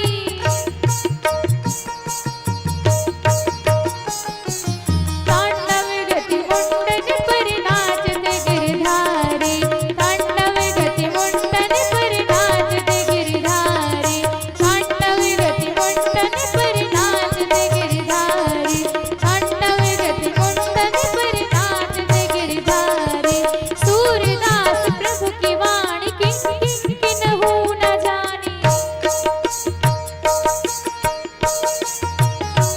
चन चन चन चरण परत निर्भय कियो काली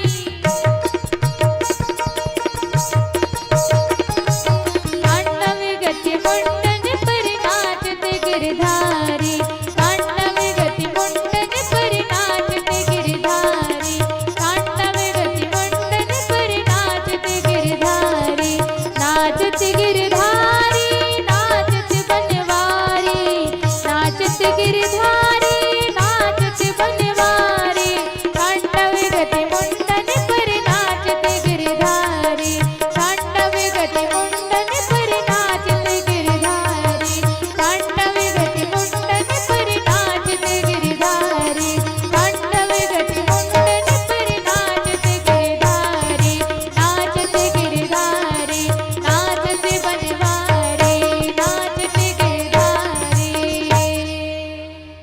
बोल नटवर नागर भगवान की जय हो। तो इस तरह भगवान ने इतना दिव्य नृत्य किया कि एक एक फण काली नाग के भगवान ने लहूलुहान कर दिए। तत्तन ममर्द खर दंड धरोंघ्रि पाते। काली नाग समझ गया जिसे हम छोटा सा बालक समझ रहे हैं, इसके तो पेट में ही दाढ़ी निकल पड़ी। यदि ये एक आध घंटा तक ऐसे ही नृत्य करता रहा तो हो गई हमारी गारंटी खत्म। तच्चित्र तांडव विरुग्ण फणाति पत्रो रक्तम मुखैरुर वमन भग नृप गात्र। इस तरह काली नाग ने भगवान की स्तुति गाई। नाग पत्नियां भगवान की स्तुति करती हुई कहती हैं कि सरकार, आप यदि दुष्टों को दंड भी प्रदान करते हो तो उसमें भी अनुग्रह छिपा हुआ है। न्यायो हि दंडः कृत किल विशेषमें स्तवान वतारः खल निग्रहाय। भगवान ने कहा हमने कौन सा अनुग्रह किया, जरा हमें भी तो पता चले। नाग पत्नियां कहती हैं सरकार ये आपका अनुग्रह नहीं तो और क्या है। अरे जिन चरणार बिंदों की झलक देखने के लिए हमारे भोलेनाथ दिन रात तपस्यारत रहते हैं, आपका ध्यान करते हैं, आपने भगवान भोलेनाथ के सिर पर चरण नहीं रखा, केवल रखा तो चरणोदक रखा। बलि महाराज को त्रैलोक्य दान करना पड़ा, तब आपने एक चरण उनके सिर पे रखा। पर धन्य है हमारे पतिदेव को ना कोई दान करना पड़ा, ना यज्ञ करना पड़ा, ना ध्यान करना पड़ा, ना जप करना पड़ा, और आपने दोनों चरण उनके सिर पर विराजमान कर दिए। ये आपकी कृपा नहीं तो और क्या है। सोई पद पंकज जेहि पूजत अज मम सिर धरेउ कृपाल हरि। अंतिम में नाग पत्नियां भगवान की स्तुति करती हुई कहती हैं कि सरकार हमें कोई पद नहीं चाहिए, किसी धन की आकांक्षा हम नहीं करती हैं, तो क्या चाहिए। गोपियां कहती है वांछन सी यत पाद रज प्रपन्ना, हम केवल आपके चरण रज चाहते हैं। भगवान समझ गए ये बड़ी बुद्धिमान है, क्योंकि भाई जब कोई गंगा जी में स्नान कर रहा है और आप उससे चरण रज मांगो तो पहले उसे गंगा जी के बाहर आना पड़ेगा, चरणों में धूल लगेगी, तब जाके चरण धूल आपको मिल सकती है। भगवान समझ गए कि ये हमें अपने पति के सिर से नीचे उतारना चाहते हैं, सो भगवान तुरंत सिर से नीचे उतर पड़े और काली नाग अकड़ के खड़ा हो गया। भगवान कहते हैं देख लो आप लोग स्तुति कर रही हो और ये अकड़ दिखा रहा है। नागपत्नियां कहती हैं सरकार जल्दी से सिर झुकाओ, नहीं तो पुनः ठुमका लगाना प्रारंभ कर देंगे तो लेने के देने पड़ जाएंगे। काली नाग कहता है पहले हमारा अपराध तो सिद्ध हो, कैसे इन्होंने कह दिया कि हम अपराधी हैं। हर अपराधी को मौका मिलना चाहिए सफाई देने का। भगवान कहते हैं दो अपनी सफाई। काली नाग कहता है सरकार ये बताओ दुनिया को किसने बनाया। भगवान कहने लगे हम बनाए। अच्छा ये बताओ नागों का निर्माण किसने किया। भगवान ने कहा हमने किया। अच्छा ये बताओ क्रोधी स्वभाव उनका किसने बनाया। भगवान बोले हम बनाए। अच्छा ये बताओ जहर किसने भरा मुख में। भगवान ने कहा हम भरे। तो प्रभु जो आपने हमें दिया वही तो हमने आपको प्रदान कर दिया, तेरा तुझको अर्पण क्या लागे मेरा। और आपने इसमें हमारी गलती कहां से निकाल दी। वयम खला सहोत्पत्न्या तामसा दीर्घमन्यवः स्वभावो दुस्त्य जो नाथ लोका नाम यद संग्रह। भगवान संतुष्ट हो गए। भगवान ने कहा कि हमने तुम्हारे लिए दूसरा जगह भी तो बनाया है, तो तुम वहां क्यों नहीं जाते, यहाँ गंदगी फैलाने क्यों आए। रमणक द्वीप तुम्हारा घर है। काली नाग कहता है इसका भी कारण आपका वाहन गरुड़ है। गरुड़ उस द्वीप पे जाता है, हजारों सर्पों का भक्षण कर लेता है, पर यहाँ सौभर ऋषि का शाप लगा इसलिए यहाँ नहीं पहुंच पाता है। अत्र प्रविश्य गरुणो यदि मत्स्यान् स खादति सद्यः प्राणैर्वियुज्येत सत्यमेतद् ब्रवीमि हम। भगवान ने कहा यदि ये बात है तो अब चिंता मत कर, क्योंकि हमने नृत्य करके अपने चरणों की मुहर तेरे सिर पे बना दी है। अब किसी की हिम्मत नहीं जो आंख उठा के तुझे देख भी सके। सो काली नाग सिर पे बिठाए भगवान को जैसे ही जल से बाहर निकला, मैया ने देखा चीख निकल गई। कन्हैया ने समझाया मैया घबराओ मत, ये तो मेरा चेला बन गया, अभी हाल ही में इसको अपने नाम की कंठी दी है। सो इस तरह काली नाग प्रणाम करके भगवान को चला गया और रात्रि को भगवान ने वही निवास किया। जंगल में आग लग गई तो सरकार ने दावानल का पान किया। अब समय बढ़ा, शरद काल आया और सरोवरों में दिव्य कमल विकसित होने लगे। चारों तरफ हरी भरी छटा हरियाली निहार करके आज सरकार का मन अत्यंत आनंदित हो गया। इत्थम सर स्वच्छ जलम पद्मा कर सुगंधिना न्यविशद्वा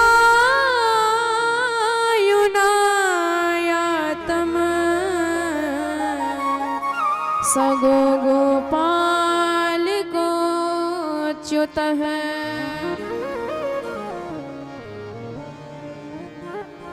और आज भगवान का मन इतना आनंदित हुआ, इतने हर्षित हो गए सरकार कि आज सरकार का मन हुआ कि वेणुनाद करें, बंशी बजाएंगे आज हम।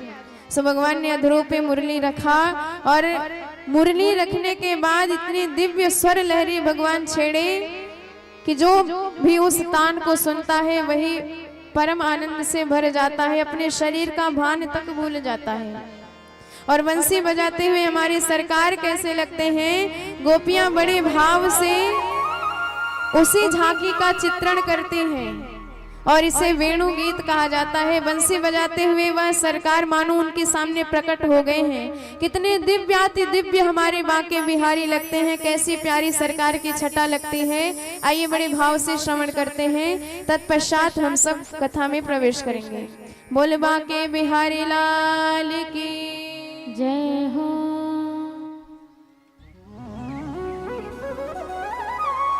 रसिया है मेरो बांके बिहारी लाल, बांके बिहारी लाल,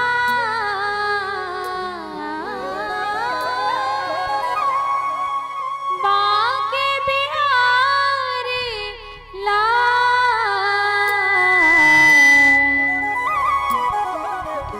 रसिया है मेरो बांके बिहारी लाल, रसिया है मेरो बांके बिहारी लाल, रसिया है मेरो बांके बिहारी लाल, बांके बिहारी लाल,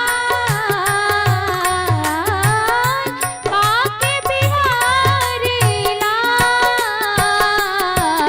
रसिया है मेरो, रसिया है मेरो बांके बिहारी लाल, रसिया है मेरो बांके बिहारी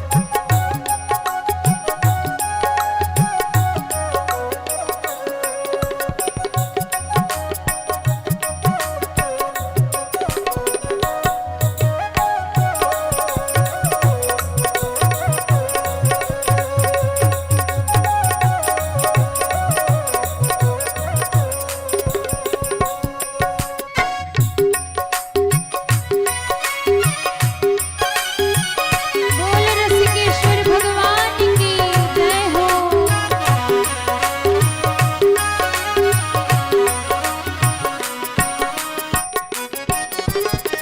मुकुट है तिरछा, तिरछी है चितवन,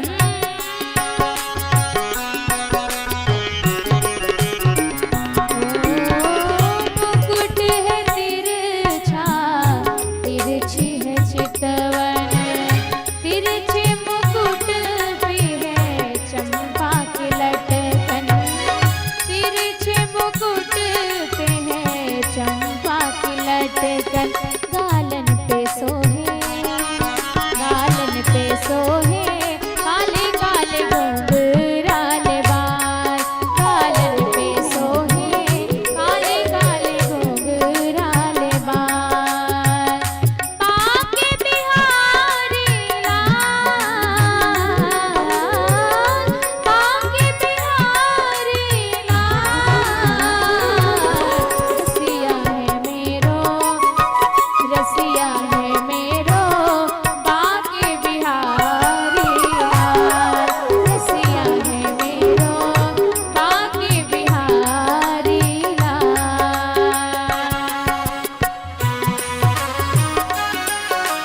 सभी लोग दोनों हाथ उठा के बड़े भाव से ताली की सेवा करते हुए बोल कृष्ण कन्हैया लाल की जय हो।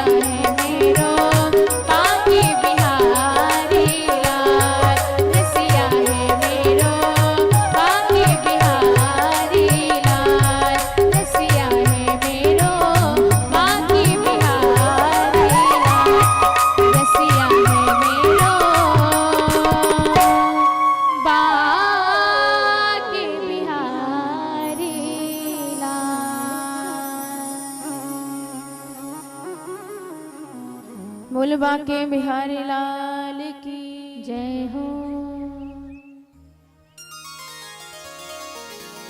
तो बंशी बजाते हुए हमारे सरकार कैसे लगते हैं, गोपियां इसका बड़े भाव से चित्रण करते हैं।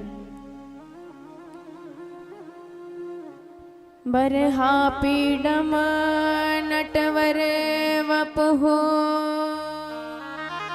कर्णयो कर्णिकारम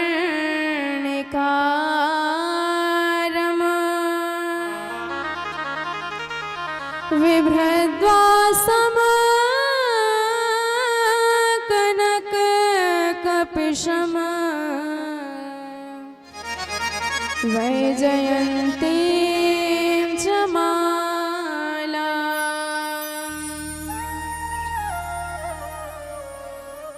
रंध्रान वेणोरधर सुधया पूरयन गोप वृंदये वृंदारण्यम सपद रमणम प्राविशद गीत कीर्तिः।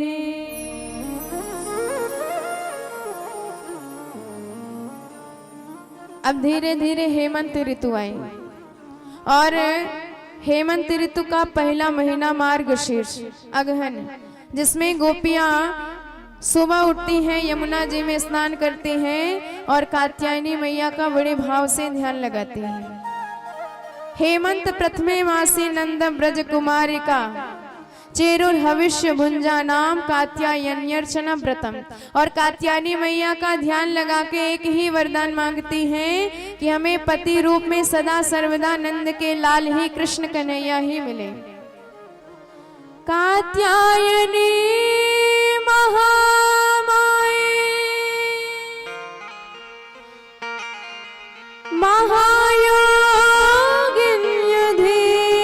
महायोगिन्यधीश्वरी नंद गोप सुतम देवी पतिं मे कुरुते नमः।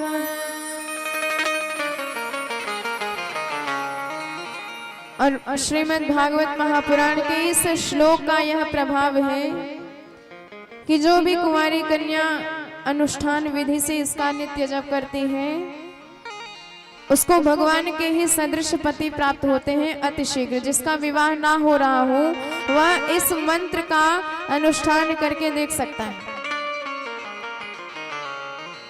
और इधर भगवान ने देखा कि गोपियों का भाव तो बड़ा उत्तम है, कात्यायनी मैया से हमें मांगती हैं और भगवान की याचना कोई करे यह भाव तो उत्तम ही है, पर चूंकि यमुना जी में प्रातः स्नान करती है इसलिए निर्वस्त्र स्नान करती हैं, सो वरुण देव का अपमान होता है।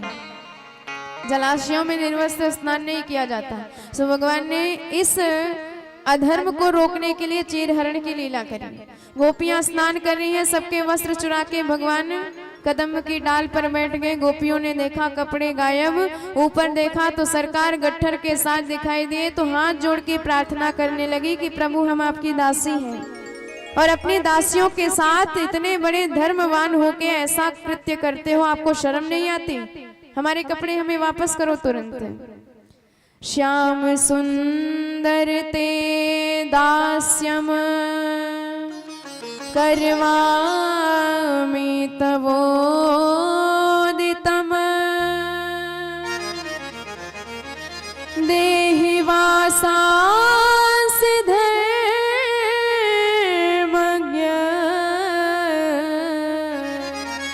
नो चेद्राघे ब्रुवामहे।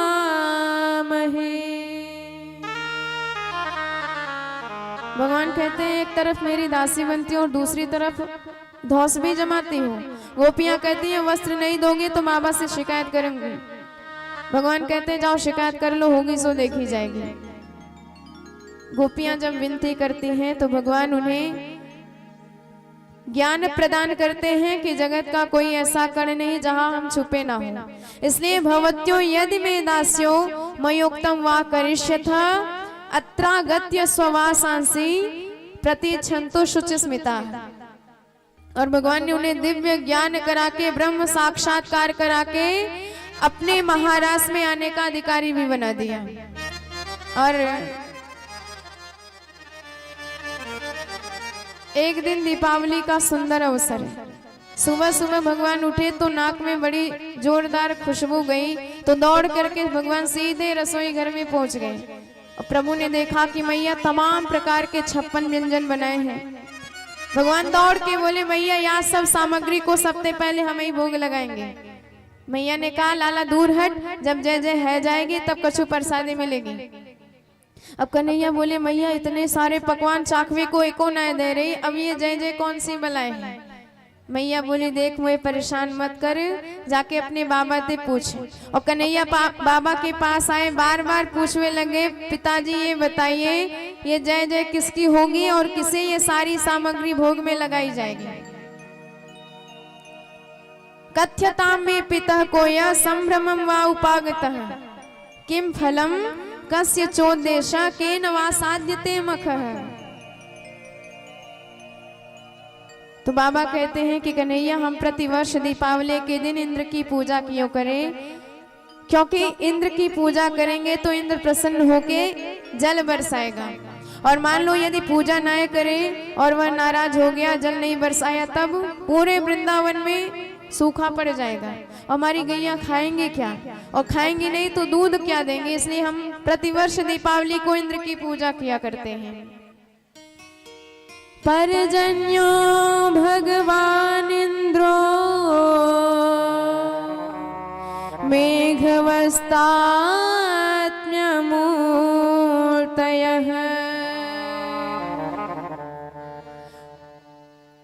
वर्षन्ते तेभिजीवानां प्रीणनम् जीवनं पयः। तो इंद्र की पूजा इसलिए करते हैं क्योंकि वह बरसात करेगा। ते भी वर्षन्ति भूतानाम। कन्हैया ने कहा, अच्छा ठीक है बाबा, ये बताओ आधे ब्रजवासी पूजा करे आधे ना करे, तो क्या केवल पूजा करवे वालन के खेतन में पानी बरसेगो बाकियन के नाए। अब नंद बाबा बोले, है तो नेक सो छोटो सो छोरा पर बातें ऐसी ऐसी करे कि मोए बुढ़े की खोपड़ी भी एकदम पागल है जाए। तू तो अपने मन की बात कह, क्या कहना चाहता है। कन्हैया बोले, देखो बाबा, हम बड़े बड़े संतों का संग कियो करे और मोए एक ही ज्ञान प्राप्त भयो कि भाई जीव जैसा कर्म करेगा परमात्मा वाकु वैसा ही फल प्रदान करेंगे। और क्यों दियो कछु नाए, केवल फल की ही कामना करते चले जाओ तो ये कहाँ की बुद्धिमानी है।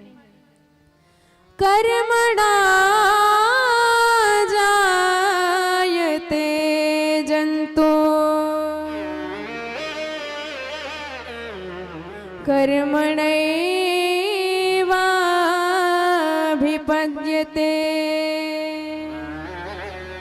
सुख दुख भयं क्षेमं कर्मणैवाभिलीयते।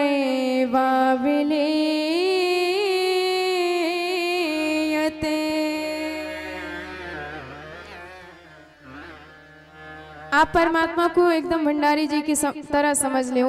भंडारी जी को जैसी सामग्री आप दोगे वैसा ही प्रसाद बना करके आपको पवावेंगे। तो भगवान को जैसा कर्म करके दोगे प्रभु वैसा ही फल बना करके आपको प्रदान करेंगे। तो हमारे प्रत्यक्ष देवता हैं गो विप्रानल पर्वतान, गाय, गोवर्धन नाथ पर्वत और अग्नि, और चौथे हैं ब्राह्मण देव। तो इन चारों देवताओं की पूजा करिए जो आपके सम्मुख विराजमान हैं, और इन्हें छोड़ के अप्रत्यक्ष इंद्र की पूजा करने जाओ तो ये केवल मूर्खता है। तो बाबा यह साल हमारे गोवर्धन नाथ की पूजा करो, फायदा होए तो दूसरे साल करियो, नहीं तो कोई बात ना है। तो नंद बाबा ने तुरंत घोषणा करवा दी कि भाई कल प्रतिपदा के दिन गोवर्धन नाथ की पूजा होगी, और जो ब्रजवासी गोवर्धन नाथ की पूजा करना चाह रहा सो 56 भोग तैयार करके गोवर्धन नाथ की तलहटी में सुबह सुबह पहुंच जाए। अब तो जैसे सुबह भई सबरे ब्रजवासी बड़े बड़े थार परात में तमाम प्रकार के व्यंजन सजाए सजाए करके पूड़ी कचौड़ी मगौड़ी रसगुल्ला रसमलाई जलेबी कलाकंद रबड़ी इत्यादि सामग्री सजा सजा के गोवर्धन नाथ की तलहटी में पहुंच गए। सबने कहा लाला बताओ कहाँ है तेरो देवता। भगवान कहते हैं ये 7 कोस के लंबे चौड़े देवता नहीं दिख रहे हैं। सबरे ब्रजवासी हैरान गए, लाला यहाँ की पूजा कैसे करेंगे भाई। कन्हैया बोले चिंता मत करो, हम पुजारी जैसो जैसो विधि बताते जाए वैसे वैसे देवता की पूजा करते जाओ। सबसे पहले देवता को स्नान कराओ। अब सबरे ब्रजवासी ले जल भरे मटकाए हुए लग गए, गोवर्धन नाथ पे पटकवे लग गए, पर हजारन कलशा जल के पटक दिए लेकिन गोवर्धन नाथ की मूछों ना गीली भई। ब्रजवासी हैरान है कि बोले लाला हमारे शालीग्राम भगवान तो 100 ग्राम जल में ही डुबकी लगाए कि नहाए ले, पर यहाँ गोवर्धन नाथ को नहलाने की ताकत हम में ना है भैया, कछु व्यवस्था करो। भगवान ने कहा देवता से प्रार्थना करो, हाथ जोड़ो। ब्रजवासी आंख बंद करके प्रार्थना करने लगे। गोवर्धन नाथ यमुना जी आते बड़ी दूर है, जल लाए में बड़ो कठिन काम है, आप कछु व्यवस्था करो। और जैसे ही सबने प्रार्थना करी भगवान ने मन ही मन गंगा जी का स्मरण किया, सो गंगा जी की निर्मल धारा प्रकट है गई गोवर्धन नाथ की तलहटी पर, और वही मानसी गंगा के नाम से प्रसिद्ध हो गई। बोल मानसी गंगा की जय हो। अक्षत चढ़ायो, गंधक चढ़ायो, पुष्प चढ़ायो, धूप दीप चढ़ायो, और जब सबने परात भरी भोग सामने रखी तो ब्रजवासी बोले भैया पर्दा लगाओ। कन्हैया बोले हमारे देवता को पर्दा की कोई आवश्यकता नहीं, वो तो चौरे में भोग लगाए, केवल आंख बंद करके ध्यान लगाओ। और जैसे सब ब्रजवासियों ने आंख बंद करके ध्यान लगाया गोवर्धन नाथ का कि आइए हमारे भोग को स्वीकार करिए, इतने में हमारे सरकार एक रूप में नंद नंदन बने विराजमान हैं और दूसरे रूप में गोवर्धन नाथ की तलहटी पर जाके स्थित हो गए। चारों भुजा पसार करके बोले लाओ ब्रजवासियों भोग। अब देख करके सबरे ब्रजवासी परम हैरान है गए, भैया मान गए तेरे देवता को। वाइंद्र की पूजा करते करते दाढ़ी सफेद है गई, पर दारिके ने आज तक वो अपनी सूरत ना दिखाई। धन्य है जे देवता की एक ही दिना की पूजा में मांग मांग के पायवे लग गयो। सबरे ब्रजवासी थार पे थार पकड़ाते गए और गोवर्धन नाथ एक ही बार में गोविंदाय नमो नमः करते चले गए। अब श्री दामा मधुमंगल निहार रहे हैं, टकटकी बांधे कि लाला जी बताओ ये तेरो देवता कितने दिना का भूखा बैठा है। अरे सबरो सामग्री अकेलो डकारे जाएगो कि कछु प्रसादी हमारे ताई भी बचेगो। कन्हैया बोले चिंता मत करो, सबको प्रसादी मिलेगी, प्रेम ते भोग लगाओ। मैया बोली लाला एक बात बता, मुझे तेरे देवता की शकल और तेरी शकल एक ही जैसी दिख रही, कछु लीला है। कन्हैया कहते मैया का बताए, जा गैया का दूध हम पिए, वाई गैया का दूध अपने देवता को पिवावे। सो एक ही गैया का दूध पीते पीते हम भक्त भगवान एक ही शकल सूरत के है गए। मैया बड़ी गदगद है गई, लाला तेरी लीला तू ही जान, कोई कमी तो ना रह गई बेटा। कन्हैया कहते मैया कमी तो कछु ना है, पर एक शर्त है मेरे गोवर्धन नाथ की, आप विधिवत पूजा करो, पर जब तक गोवर्धन नाथ की 7 कोस की परिक्रमा ना लगाओ तब तक इनकी पूजा अधूरी मानी जाती है। अब परिक्रमा की बात सुनी सबरे ब्रजवासी खूब उत्साह में आनंद में तैयार है गए। हम सब मिलजुल कर धूमधाम से गोवर्धन नाथ की परिक्रमा लगाएंगे। तो आइए बड़े भाव से हम सब भी मन से गोवर्धन नाथ की परिक्रमा लगाते हैं, और परिक्रमा लगा करके 84 लाख योनियों में जो परिक्रमा लगा रहे हैं उससे बच सकेंगे। बड़े भाव से सभी लोग। और कल हमारे द्वारिकाधीश और रुक्मिणी महारानी का विवाह उत्सव मनाया जाएगा। तो जैसे हम विवाह में जाते हैं ठीक उसी ढंग से सब भगवान के इस विवाह में आएंगे और आनंद लाभ उठाएंगे। आइए बड़े भाव से आज हम सब मिलजुल के गोवर्धन नाथ की परिक्रमा लगाते हैं। बोल गोवर्धन नाथ भगवान की जय हो।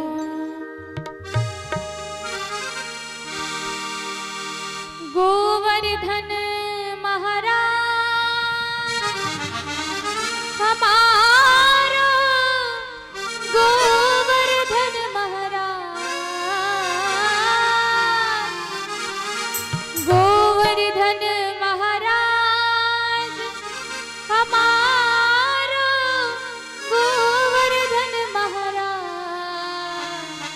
छटा तेरी तीन लोक से न्यारी है गोवर्धन महाराज। छटा तेरी तीन लोक से न्यारी है गोवर्धन महाराज। गोवर्धन महाराज हमारा गोवर्धन महाराज। गोवर्धन महाराज हमारा गोवर्धन महाराज। छटा तेरी तीन लोक से न्यारी है गोवर्धन महाराज। छटा तेरी तीन लोक से न्यारी है गोवर्धन महाराज। बोल गोवर्धन नाथ की जय हो।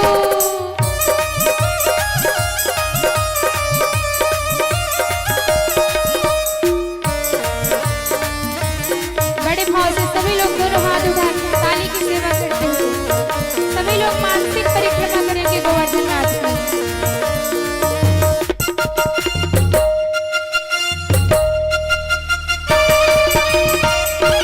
जय जय श्री राधे।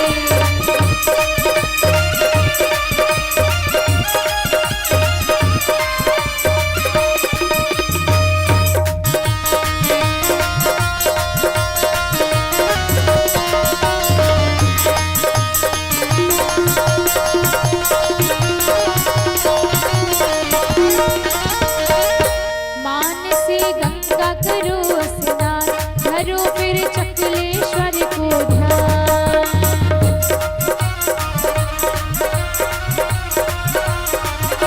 मान से गंगा करो स्नान धरो फिर चकुलेश्वर को ध्यान। दान घाटी में दही को दान करो परिक्रमा की तैयारी है गोवर्धन महाराज। करो परिक्रमा की तैयारी है गोवर्धन महाराज। छटा तेरी तीन लोक से न्यारी है गोवर्धन महाराज।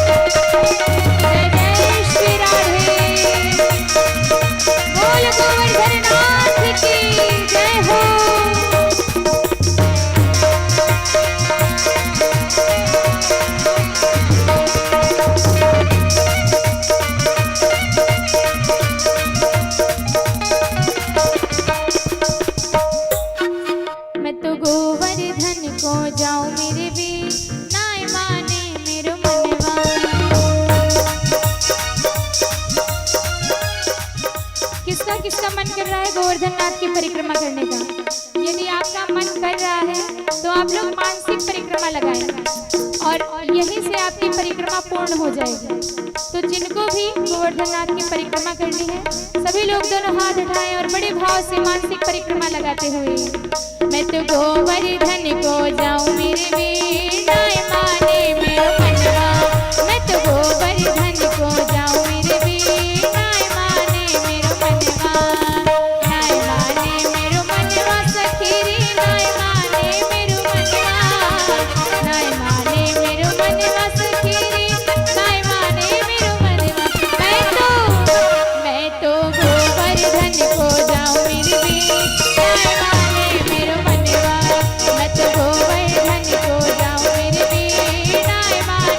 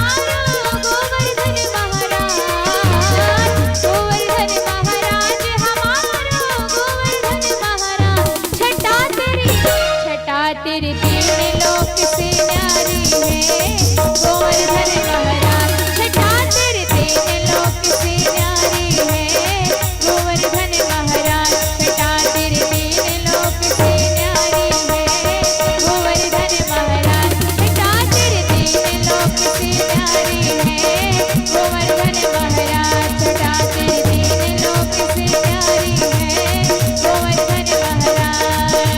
गोवर्धन महाराज गोवर्धन महाराज। बोल गिरिराज भगवान की, बोले गोवर्धन नाथ की, बोले कृष्ण कन्हैया लाल की। सभी भक्तजन अपने अपने स्थान पर खड़े हो जाएं। आइए हम सभी लोग मिलकर के भागवत भगवान की आरती करते हैं।